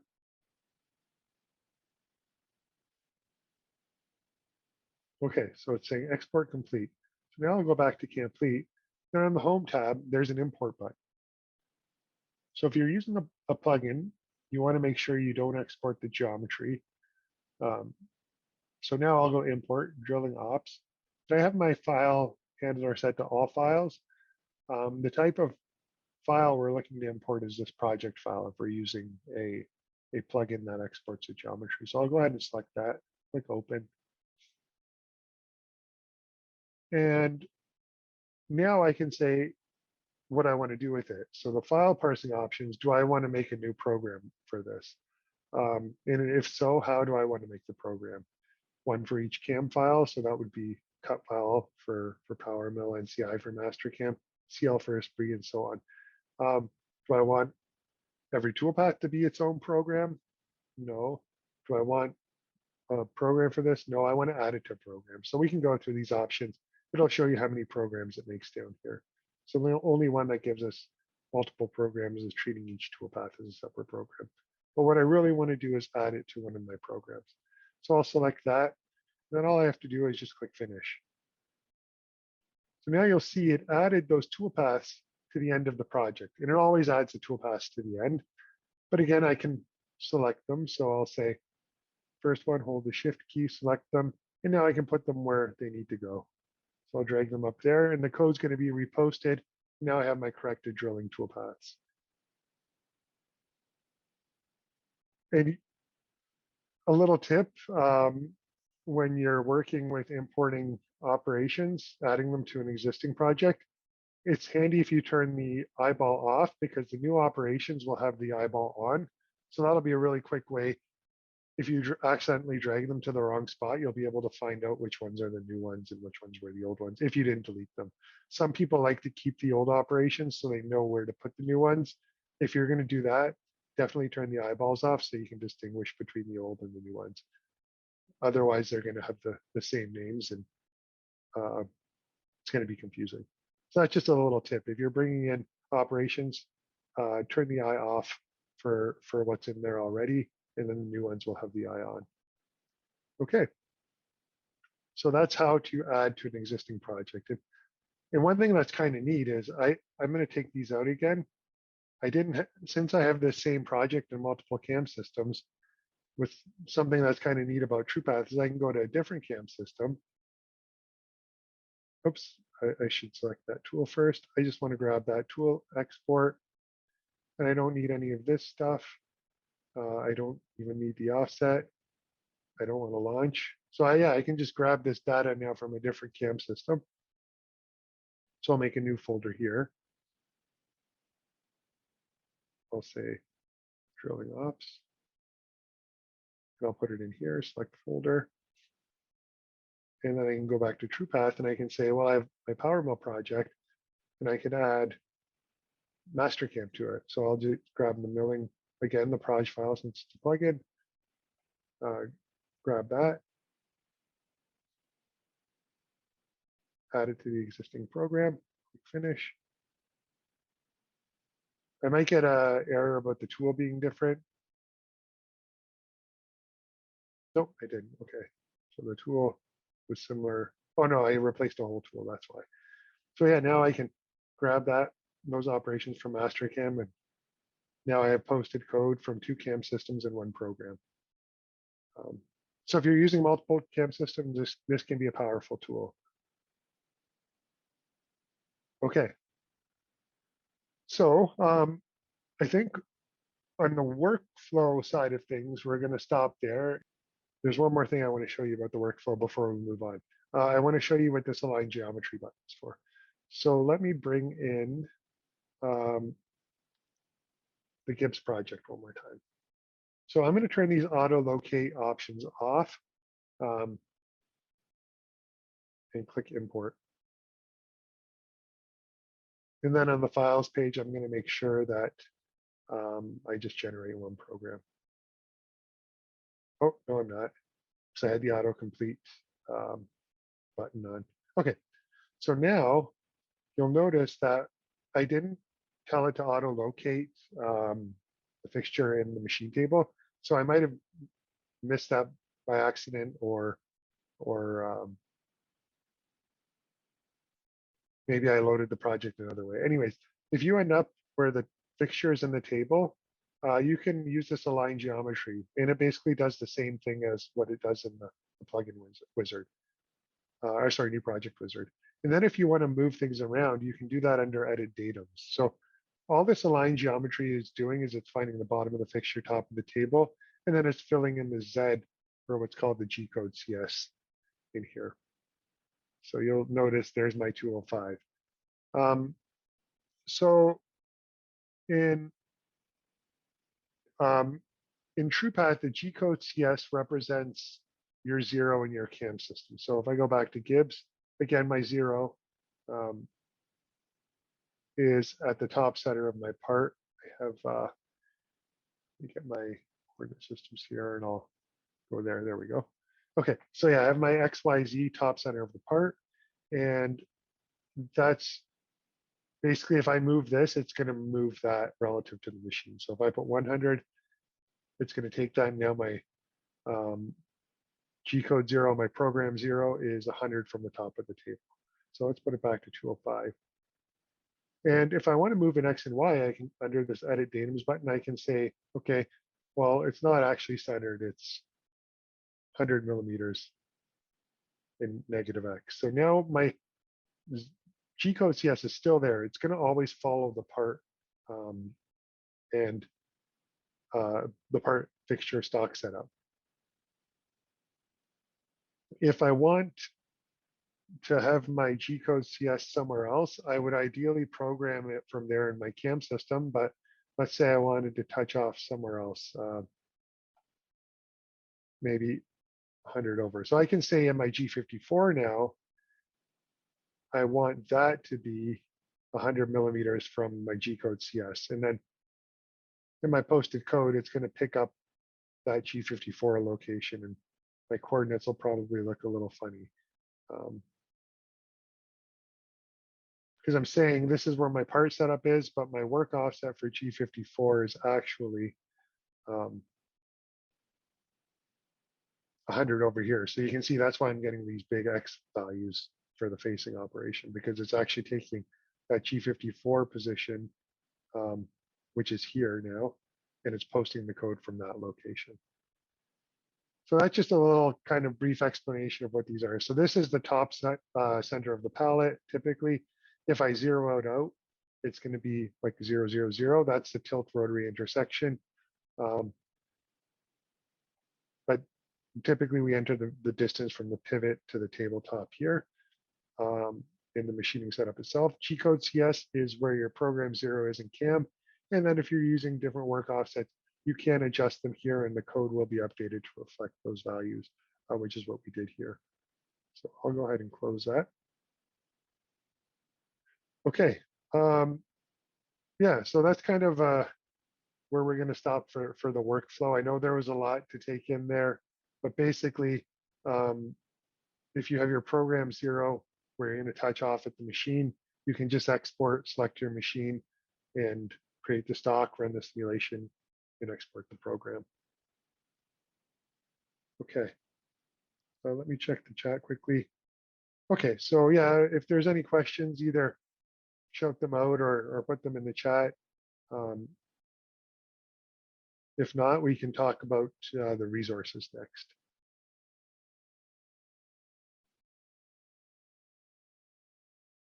Okay, I'll jump to the resources. So we've talked about these very briefly when we started the software for the first time. So under the Manage tab, there's 3 different types of resources in TruePath: NC format, the machine, and the tools. An NC format, again, is like a post processor. I say like a post processor because in TruePath, the posting is a combination of 3 different things. So the NC format is probably the primary thing that drives the posting, but the software does part of the posting too. And maybe I should have left the project open so I could show this clearly. So let me load that up quickly. And then the machine itself is actually part of the posting as well.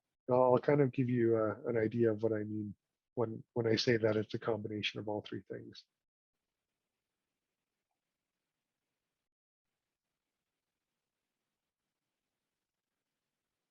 You'll notice where the G code is in TruePath, there's this column that has letters in it, F and CL. So F stands for format and CL stands for cutter location. So F means that these lines of code have come from the NC format, which we're going to look at shortly. And then CL means that these lines have come from the CAM system and they're actually processed by TruePath. So they're calculated and output by TruePath, not by the NC format. So that's how the software contributes to the posting, and the machine, which we'll look at in a bit, also contributes to the posting. You can control different M codes for your machine in the machining setup, so that when that command is triggered in the NC format, the appropriate M code is output. So let's start with the NC format. We're not going to go into a lot of detail. The AKN page has some detail about editing NC formats and different things you can do with them. I'm just going to give you a very quick tour so you get a very broad understanding of what it is. So the NC format has a root and it can be expanded. So we'll take a look at the root first. So I'll select it and click Edit. Under the root of the NC format, you can control things like number of decimal places you want to output. So by default, this is outputting 4 for linear moves, 4 for rotary, 2 for feed, radius for 4, center 4, IJK vector 4. So, and it's going to give me a preview. If I wanted 3, I typed in 3, it's going to show me what the code's going to look like. So that's where you can set that. There's a bunch of other options here. So does your machine need a G1, G0, G2, G3 every line? Or do you want that to see that in the code in every line?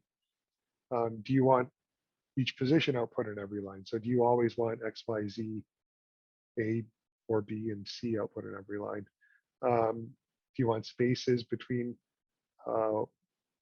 words, like G code words? Do you want end of line codes, remove leading zeros? So a bunch of options here. Modeless rapids, so always output a G0 in rapids. What do you want to do with trailing zeros? Do you want to set a max feed? How do you want line numbers to work? What's the extension? So all of this kind of stuff, how do you want arcs is set here, which is the preferred tilt direction for your machine. So this is one that you may need to set. You may get an NC format. In this case, it says negative. My machine has more positive tilt, so I'm going to say prefer positive for 5-axis. Prefer means do positive first, but allow it to go into negative if it needs to. And then for 3+2, maybe I'll say positive only, so never go to negative. And then there's a bunch of settings in here under the kinematics and tool positioning options, but we won't go into those into too much detail because they can affect the posting and the simulation. So generally, these are the two in this section that would need to get set if your machine has more travel on one side over the other. And then aside from the main settings here, the NC format is broken up into different events that happen in an NC program. So the start program happens once at the start of the program. You can see here, it lays it out nicely what's going to be posted. So you're going to get your percent sign, your program number with a comment, and then some information like the date, the machine, NC format that was used, a list of the cutting tools, safety line. So you can kind of go through here and see what's going to be output. It's very intuitive and you can play around. I'll show you how to make a copy if you want to play around. And yeah, like I can, if I want to add a line, I just click insert new line. There's my line. I don't like the position of where the line is. It should be somewhere else. I just drag it to where it needs to be. If I need a code, I can click new code. Maybe I want to add a G90. So I'll just search for G90, drag it in here, and then set the option for the code. And if I need to find the option, I just click the code I want the option for and then select it. I can move things around. Maybe I want the G69 on that line. And then one thing I'll mention is there's no undo. That's why we suggest making a copy. In this case, maybe I've messed things up. If I click cancel, it's going to lose my changes and I'll say, yes, I'm sure. To make a copy to play with, you just select it, click copy, give it a new name. I can say, oops, test it. Maybe I want to do some testing, try a couple of things out. So I make a copy there. And then I find the event I want to change. So we saw start program happens once, end program happens once. If I click edit, you can see here's what's going to happen at the end of the program, and there's our M30 to end it. Maybe I want to change my tool change. So, okay, there's got to be an event for a tool change in here. There it is. And here's what the code looks like. Maybe after a tool change, I want to get my tool out of the way. To cross over the trunnion or something like that. I can add a new line in, put it after there. Then I'll just build the line. So, okay, I need a G53 and I want to move my X. So if I start typing X, it'll bring up the different commands that have letter X in them. And maybe I know my distance, it should be 22 inches. I should put 0.0 there. And yeah, now it'll move my tool 22 inches in machine coordinates. And then to apply, you just click finish and click OK. The last thing I'll talk about in the NC format. So that's the basics of editing an NC format if you want to play around with it. We can always help you, and NextGen CAM can always help you. For the different tool motions, so different cut types, 3+2 or 5-axis, so positional versus full 5. If you click on those, you'll notice there's a start block and an end block. And that relates to what we talked about earlier, how there's all these Fs and then it kicks into CL.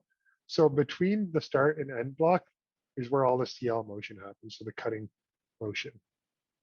So really, the start block is kind of your position your rotaries, activate your tilted work planes for 3+2, position X and Y, activate your length comp, and then approach and Z, and then the software takes over and posts the toolpath motion. And then after it's done the toolpath motion, we can do what we need to at the end. So in this case, make sure we're in absolute, cancel a tilted work plane and retract to a safe C position and turn off length compensation. So if we wanted to adjust anything there, again, same thing. You can insert lines, add codes. You can move codes. Maybe I want the G49 in its own line. So yeah, it's pretty intuitive. And then there's a 5-axis block. The main difference between the 5-axis and the 3+2 is that it's going to use tool center point control after it does the initial positioning. And then it's going to cancel the tool center point control with this G43.4 cancel. Yeah, and then that's a quick tour of the NC format. I'll cancel these changes and kind of how it works and how it can be edited. And again, to make a copy, you just select it, click copy. It's always best to make a copy just in case. Another thing that is handy too, let's say, let me get out of here for a second. And I'm using the original NC format. I'm gonna save this project just so I have a copy of it. And let's say by accident I was playing around in my NC formats and I deleted this, my original NC format. And I had some changes I made, and that's not good because I've lost it. One thing that TruePath does is it saves the NC format with the project file. So since I have a project saved that uses that NC format, I can just go there and say, okay, open that project. And then it'll say, oh, this project uses an NC format that you don't have in your database. Would you like to import it? And then you say, yes, I would. So it's generally, like, typically you'll start from the CAM system, but there are advantages to saving the project, even if you're always going to start from the CAM system. Like we have some users that they never save a TruePath project. They always start from their CAM system, and then they generate the project every time, which is fine. But if you save your projects, you'll have your NC format if you lose it. Same with your machine. You'll notice here, I can click this add doc machine to database. So if something went wrong with my machine, or I accidentally deleted it under machines here, I select it and click delete and it's gone. Again, I can open an old project and say add machine to document machine to database, so the project machine. In this case, it won't let me because I have a machine, but let's come here and say delete. So now I've deleted the machine. Now I can add it. It's going to say, do you want to add this machine to your database? And I'll say yes. One thing you this will lead into looking at the machine. One thing you'll need to do is if you get a machine from an old project, it's going to bring in everything on the machine, including the fixture and the tools. So you'll probably just want to come in here if you have to restore an old machine. Click edit. And then you'll see there's a fixture on the machine, which we don't want. So you select the fixture, click remove, and then under tools, it'll bring the project tools in as well. We can select them all and click delete tools. And now we have a fresh machine set up. Our options should be remembered, and they are. And now we've got our machine set up that we've lost back. So yeah, let's, since we're talking about machines, let's take a little bit more of an in-depth view of the machining setup. Again, this will just be a broad overview. But I'm going to hold down the shift key this time. So I'm holding the shift key and I'm going to click edit. This is going to bring up the advanced menu.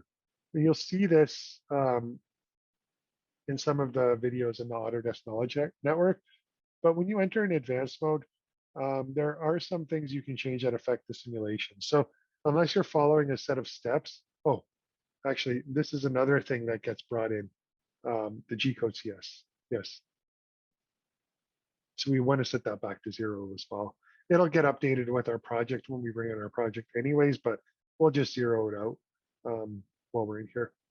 Sorry, so yeah, in advanced mode, there are things you can change that affect the simulation. So you should only change things in advanced mode if you're following a set of instructions or somebody either from Next Gen CAM or CAMplete tells you to change them. So yeah, I'm going to go under the controller tab because that's usually where you'll change things if needed. So the most common thing you'll change on the controller tab is the page is the post options. And this is where I was talking about earlier, how the machine sets all the M codes for the different M codes on the machine. So here I can see I have my different coolant modes. Maybe on my machine, through coolant's not M50, it's M51. So I can go in there, and maybe the off for through coolant is M52. So I can come here and say M52. And now when I post through coolant from my CAM system, TruePath will recognize that and say, okay, well, I got to go to the machine to get the right code for that coolant. It's M51 to turn it on. And when we turn it off, make sure I use M52. And there's things like clamp codes. So if your machine is posting out the wrong clamp codes or they're different, you can come in here and set them. Maybe it's instead of 38, it's 68 and 69. You can come in here and change those. So that's kind of where you set that stuff. If you're using G28 or G30, you can specify those positions in here for the simulation. So where does G91, G28, Z0 go when I enter that? Oh, see a question.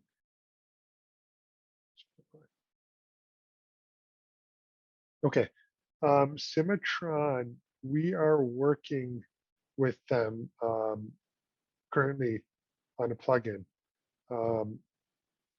to add support. And I can let the development team know that there's some interest in that. You can make, and yes, regarding machine components, you can make them translucent. So if I go to the setup visibility, so yeah, just here, we would enter where the machine should go in machine coordinates when we call G28, G91, G28, Z0, or X0, Y0. So translucent, yes. So what I would do here is on my visibility page, this controls how the machine's going to look when it's loaded into the software by default. So if I wanted to make my enclosure and my door and my base translucent, I can select, usually it's body parts and then other axes that I'll make different than the other one. So I select them all, use the drop down and say transparent. So now when the machine's loaded, it's going to look like this. So I'll still see the enclosure, but actually you can see some Easter eggs there. Now we do that. So the support is the Autodesk K, and I think here's the Fusion F.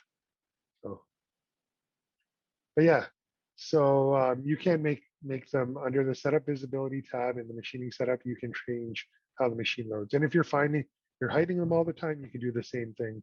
You could say hide, and then the machine will load like this by default. Okay.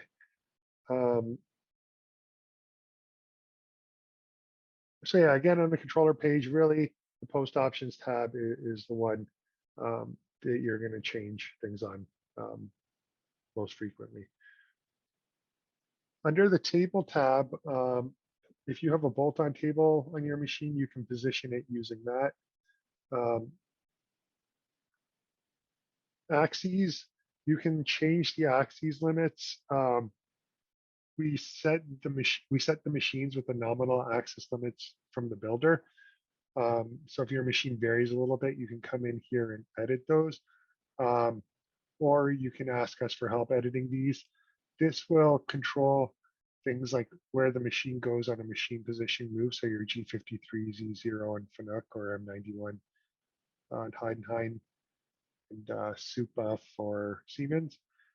So this will control where the machine goes, and it'll control when over travels are reported. So it might be a good idea to reach out before changing any of these. And then there's a transform. So transform typically should always be set to 0. The only instance where it's not is for if you're programming for a horizontal machine, but you're programming the part as if it's a vertical. And then what you can do in here is say, well, I'm programming everything for vertical. So for my horizontals, oops, sorry, not Z, X, I want a 90-degree shift for everything I bring in for this horizontal machine. And then it'll take all your vertical programs, automatically transform them to a horizontal coordinate system. And you don't have to reprogram anything because it'll take care of it with this transform. And it'll do it automatically if you set it in the machining setup. But if you're using a vertical, typically you'll want this to be all set at 0. And then there's a fixture page. You have to be careful using this. You can put a default fixture in your machine, but it will be affected by affected when you change the G-code CS. So if you do any alignment in TruePath, you're going to lose the position of the fixture, because in TruePath, when you adjust the G-code CS, everything goes for the ride. So the only time this is really a good option to put the fixture in the machine is if you're touching off on the fixture. Like, for example, let's say you had something like a pyramid with 3 parts and you're touching off a hole in the center of the fixture that never changes. Then you could use this, because you're always going to have your 0 in the same spot, and you'll never have to set your G-code CS to something different, because it'll always be that same value. And then if you are using the fixture here, because it's always the same point that's being picked up, under your program CS, you could put in a default G-code CS to apply the shift automatically when the program's loaded. And in that case, you wouldn't use the auto locate features in your plugins, because you'd be effectively doing it here with your fixture and your default G-code CS. But again, even in that case, with the auto locate feature, it's very easy to set things up. I probably would just include the fixture as part of the export from my project. And last is tools. So most CAM systems, we get the tools from. I noticed there was a question about Esprit. So for Esprit, we looked at Esprit earlier. For Esprit, we do get the tool profiles brought over for most tools, but the holders are typically just default cylinders.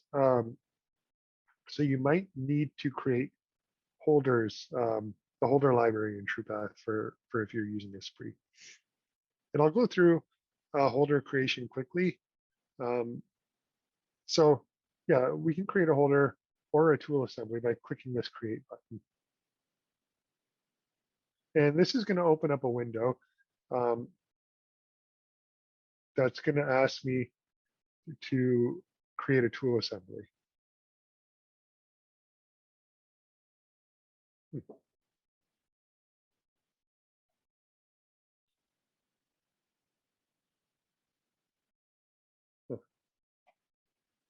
If it's taking a while, because my database is pretty big.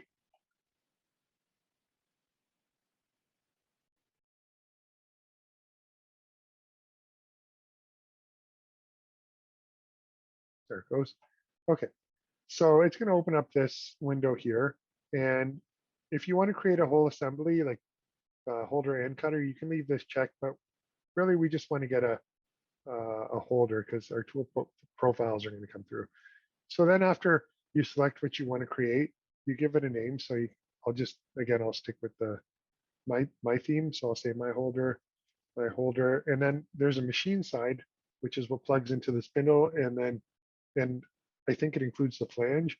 And then there's the holder side, which is the part that grabs onto the tool.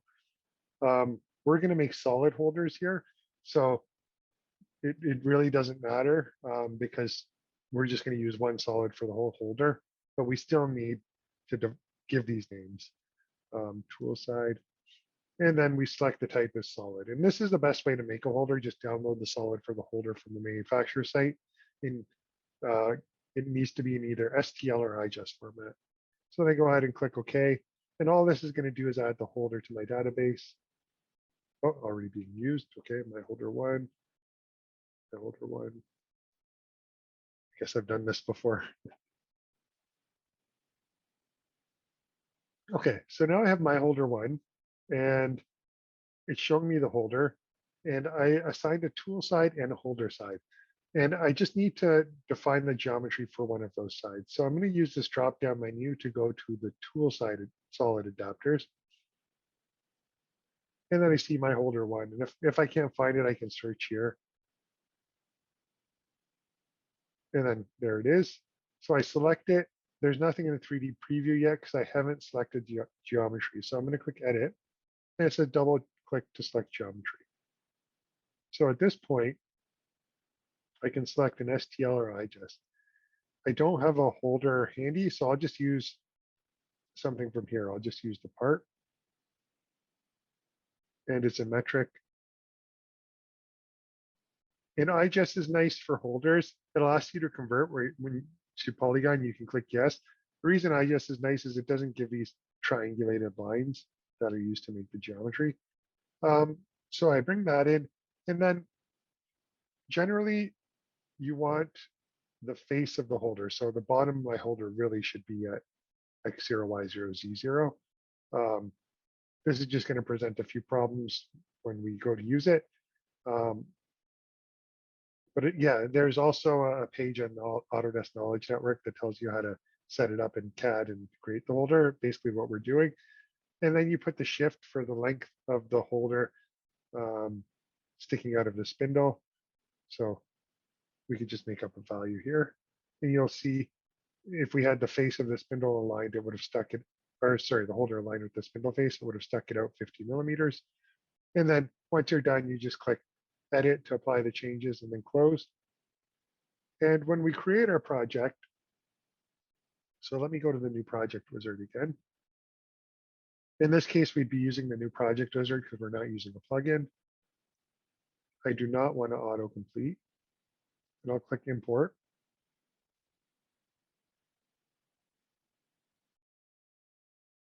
Okay, and then on the cutting tool page is where I could assign my holders. So I could go to my tool. In this case, I have the holder from Gibbs, but I could come in here.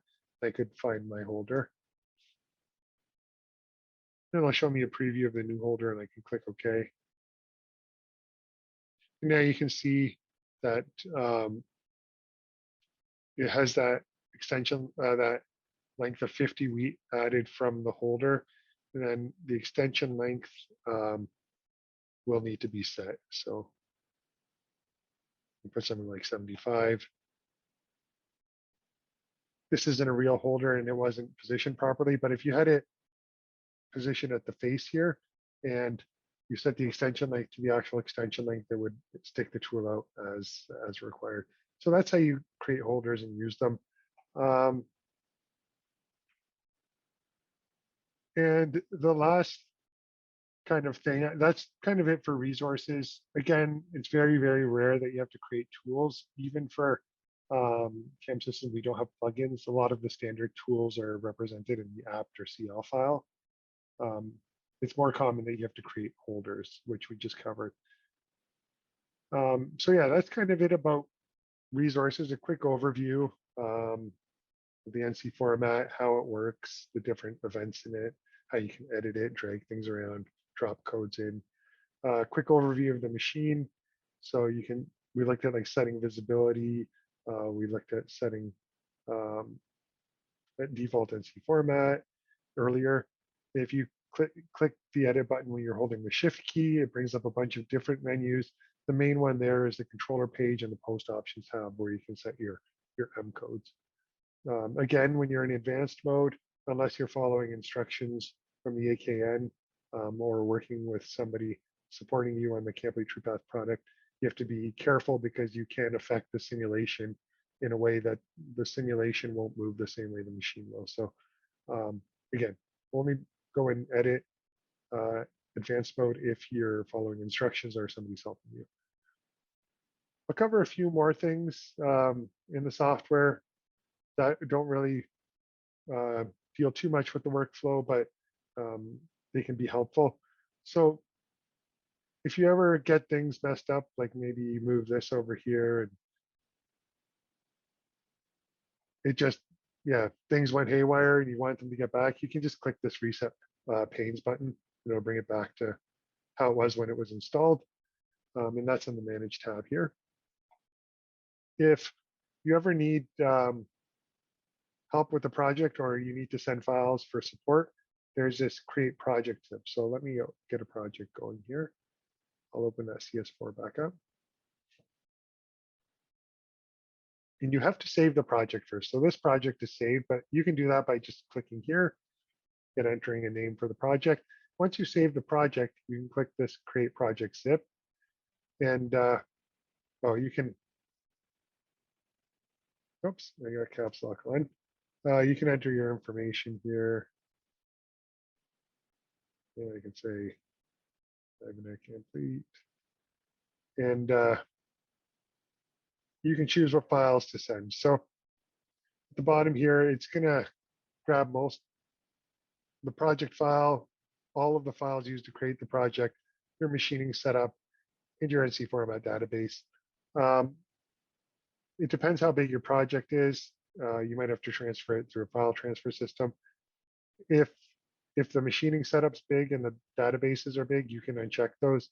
Those are going to be in the CS4 project anyways. Then you can click Create Package. You can save it wherever is convenient for you. And then that zip file you can send along to your support contact, and they'll get all the files they need to help you out. It'll take a minute, and then it'll let you know when it's done.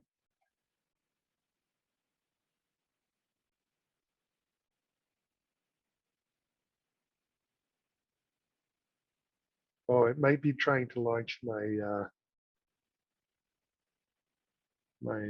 email.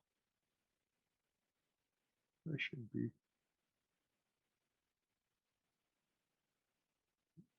Let's check my desktop.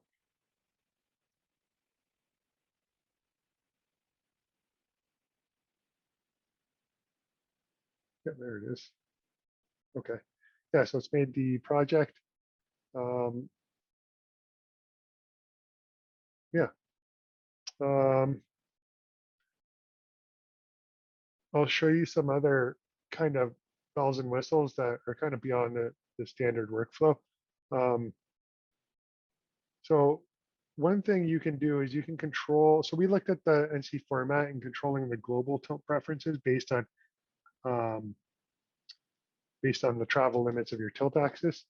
You can come in to the rotary control, which is on the home tab. And again, it links to a page on the CAM wizard. And you can actually control the tilt preference for each individual operation or tool path. So I could say, well, actually, in this case, what I want to do is I want to come here and I want to say, I want positive only for this tool path. And all the rest can be negative. I maybe know I want to go to positive for that one. Maybe it's more efficient. There's less rotary motion. I can do that. And I can multi-select in here just by using Control or Shift and change them all at the same time if I want to change a group. So that's how you do that.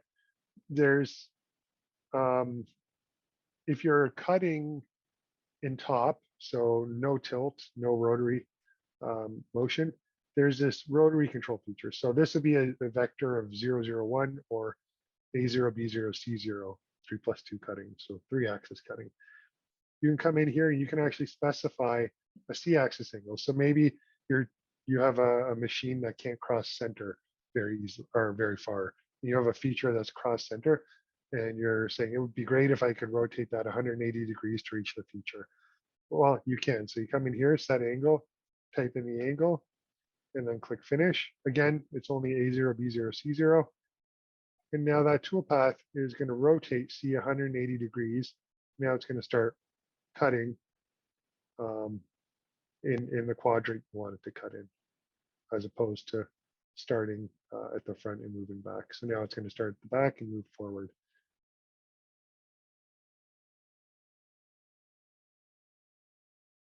So that's something that you can do. Another thing that's kind of neat. So we'll take a look at this toolpath here. Let me turn these off. So I'm going to select them all. Oops. And click the eye. And I want to look at this toolpath. Let me hide the machine.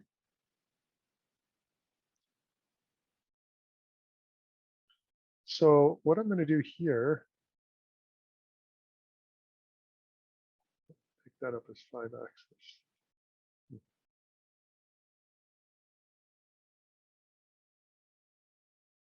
I'm going to use this axis locking.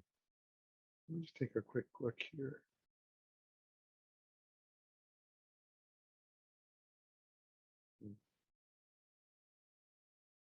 Oh, okay.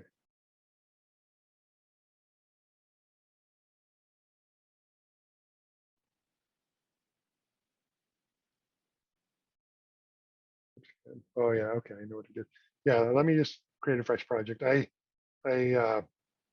was posting that as 5-axis because of how I imported things. Yeah.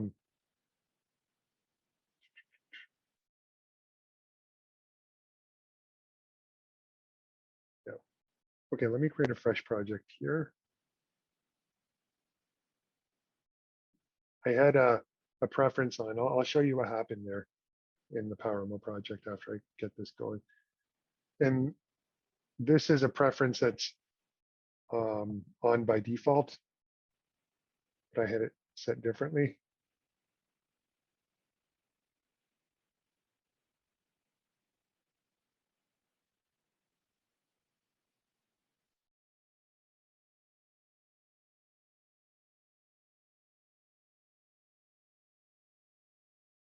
So again, this was similar to that error we were seeing in MasterCAM earlier. I was playing around, I think, for a support case with some settings, and I changed a PowerMill setting, and that was a PowerMill project. This is on by default, skip operation joins. I had turned that off to try something. And that's what was treating it as a 5-axis operation. It was finding in a 5-axis move at the end of the path. Okay, so let's get back to what we were talking about. So I'm going to turn off all the tool paths except that one so we can see what it's doing. I'll hide the machine. Okay, so let's turn this toolpath on. It's cutting kind of around the part here, but maybe we can't reach again the front, and we want to have a continuous cut here. We might want to cut with the C-axis, like polar cutting. And again, at 001, we can do that. So let's look at the code. Okay, it looks like it's all linearized already, which is perfect. Okay, because we don't want to have rotary motion. Sorry, not rotary. We don't want to have circular motion when we're doing polar interpolation, because we want to convert everything to linear moves and then apply the polar interpolation to that. So that came out of the CAM software that way. But if it doesn't, under this Programs tab, there's a Modify option.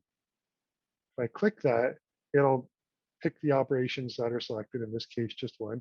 Then I'll make sure both of these are checked, click OK. And then I can do things like what I want to do is I want to approximate curves. I checked visually, but maybe there are some arcs in there I didn't see. So if there are any, let's catch it and linearize them with this approximation tolerance. And when I'm using polar 2, the more points I give it, the smoother the motion is going to be. Because if we have a really long, sorry, not the more points I give it, like I have to have an even distribution of points that's not too large. Because if I have one long move and I try to polar interpolate that move, it's going to kind of cut into the part because of the C motion calculated between those 2 points. So what I want to do there is I want to do point spacing. I have the option to insert points. This doesn't change the toolpath because TruePath already knows how the machine's moving from point A to point B. It's just going to add some of those points in based on what we tell it here along that path. So maybe I'll do every millimeter, for example. I click OK, it's going to apply both of these. And that's going to ensure now that we have a nice even point distribution in this toolpath and that there's no arcs, so that when we come back here to do our rotary control,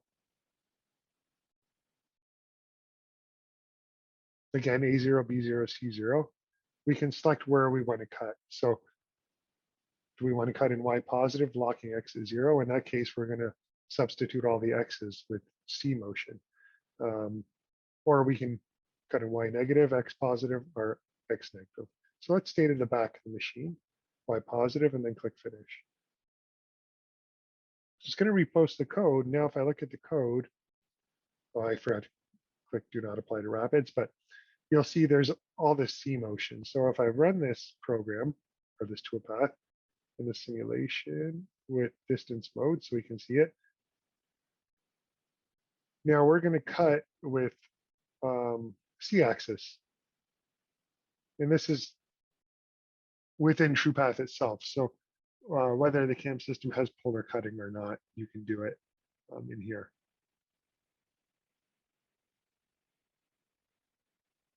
Yeah, that's kind of, those are some of the bells and whistles that you can use to maybe improve your process or reach features that may not be reachable. And then we also looked at some of these modifications quickly. You can override clamp codes. So if the software is clamping or not clamping, this will output before the cutting starts. So let's say you have a 5-axis path, but the B is, in our case, is staying fixed. We can type M10 here, and right before the cutting motion, it will output that clamp code. This is a 3+2, but we can see where it goes. So yeah, right where before the CL, it's going to output that clamp. So that axis will stay clamped if we know we're not rotating it. Maybe give us a bit more of a rigid cut. Other modifications in here, you can expand drill cycles to linearize them. This is an older one. If your machine doesn't have inverse time or it's not using TCP, you can calculate degrees, have the software calculate degrees per minute based on the IPM or millimeter per minute feed you provide it. This is an old one that's obsolete. It's just left in there for people who were using it. It basically would try to maintain a constant material removal rate, similar to what the high-speed paths do now. Expand drill cycles. So longhand drill cycles, you can either have G0s as rapid or as feed moves. Linearized path. So you can take a large rotary move and break it into smaller moves. This is kind of like adding points, but for rotary motion, rotary only motion. Don't use this one. You can actually change the tool vector for a path, which can be very dangerous. So yeah, modify orientation vectors. That's actually going to change the angles of the posted code. So you have to be very careful there. This is for head-head machines. So on a head-head machine, you can only wind up so far due to the wires and before the machine will report an over travel. So you can, if you have a path that's winding up, you can come in here and give it the limits, tell it how far you want to retract if it finds over travel, and the reorientation feed rate, 100. Of how to reposition. You can even unwind the axes as far as possible if you select that option too. Again, this is for head-head machines. We talked about point spacing. You can add points. You can remove close points. So some machines don't like when you have 2 points on top of each other that are identical. And sometimes that's due to the rounding from the CAM system. There's like a difference at like the 6th decimal place. So that's what that is. You can also, which I should have done, is choose not to apply to rapids, and then it'll only apply it to feed moves. And then here, if you don't want to, if your machine doesn't want rapids or you don't want rapids, you can specify a feed here to replace all of the rapids in a tool path with a specified feed. That's just kind of an overview of what these modifications are. Oh yeah, codes. That's another one. This will show you all of your different tool codes, your speeds, your feeds, spindle on, spindle off codes. You can change them in here, but for things that can get set in the CAM system, it's best to change them there. Like if you're going to change a feed and the speed, you should go back to the CAM system. There's high speed codes here, coolants as well. When you change something, you just simply double click on it and it'll bring up the appropriate window. Maybe we want to turn that coolant on. Instead, you can have multiple coolants. So that's what the codes window is. You can show all operations or just the selected operations, and then it'll give you just that information. collision check, we talked about that. The different modes, you always want to be in collision check mode. In fact, if you try to click into real-time mode, the software will basically say, are you sure you want to do this? You're not checking for collisions, you're not checking for overcuts, there's no material removal. Just generally not a good idea, so stay in collision check mode. The same with tool mode. So tool mode is like a CAM system backplot, for example, where the tool just dances around the part, the machine disappears, so no machine motion will be simulated, no transitions will be simulated, and tool changes will not be simulated. So the software does warn you not to go into those modes. Why are they there? That's a good question.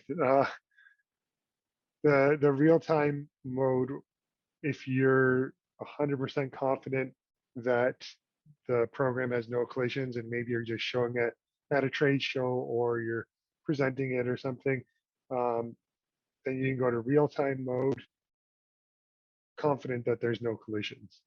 But again, it's just best to stay in collision check mode.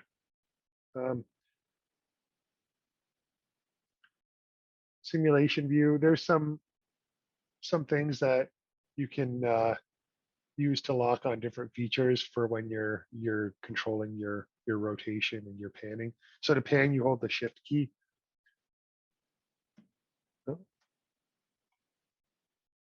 Oh, do I not have that set? I might have changed that as well. But by default, you hold the shift key down and you move your mouse and that should pan. Rotate is the middle mouse button to orbit. And zoom is the scroll wheel. And that's going to be, sorry, under 3D display. So you can reverse the direction of the mouse. Some people like, by default, if you scroll towards yourself, it zooms in. If you scroll away from yourself, it pushes the part away, so it zooms out. But you can flip that in here. Yeah, I do have that to pan. Okay. And you can control what the different thing, like how you want to orbit. If you want the control key with the left mouse button, you can do that. So you can control what the mouse does with the different keys. There it goes. Yeah, so shift key, the pan. And again, back on the simulation view, if I want to lock on the part, it'll orbit around the part. So I can center everything on the part. There's different scaling functions, so you can scale to everything, scale to part. I'm not sure. There it goes. Okay. You can align the view to different things. So if you want to see the view from the tool axis, I'm not sure why it's not doing that. Strange. But that's what that's supposed to do. It's supposed to align your view with the tool axis. You can show toolpath points, so the start and the end of each profile. This can get very messy. If I click motion display, I can control the color of the lines for different things. So you can see blue is rapid, regular feed is green. I can have a high feed, indicate that it's moving faster than this value, and a low feed if it's going slow.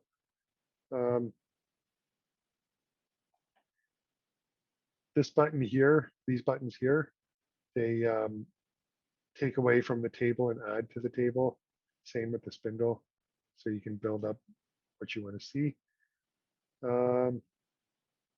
So these are the buttons down here. You can cycle through them. This is the visibility wizard. So if I click that, it's going to bring me into this display wizard, which I can access from here as well. And then I can control the visibility for different things. Like here's my machine. I can hide my part if I want to, and so on. And we talked about the summary. You can jog the machine as well. So if I click the jog button, I can either use the arrows in the software to move the machine. So these arrows here, or I can use the sliders. I can type in a value. What does it look like at 45? And then anything with the Windows is going to turn things off. So I lost my program by turning that off. Yeah, and that's mostly it. These buttons here, they're quick buttons for like wireframe, shaded, brightness. So I can change the look of the software. I can make it more shiny. There we go. And there's a ruler, so I can measure distance. The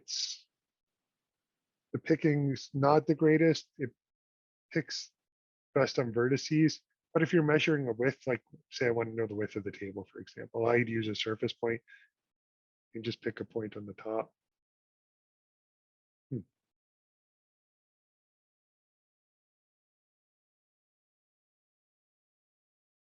There it goes. Yep. And then I'll hide the machine. I have to repick that point. There we go. And then I'll pick my second point. Oh, click the green checkbox, pick, and then I can go down here and pick a point on that surface. Oops, surface point. Then okay, well, it'll tell me the dimension I measured, so it's just over 2 inches, 58 millimeters. There's a measurement tool in there. I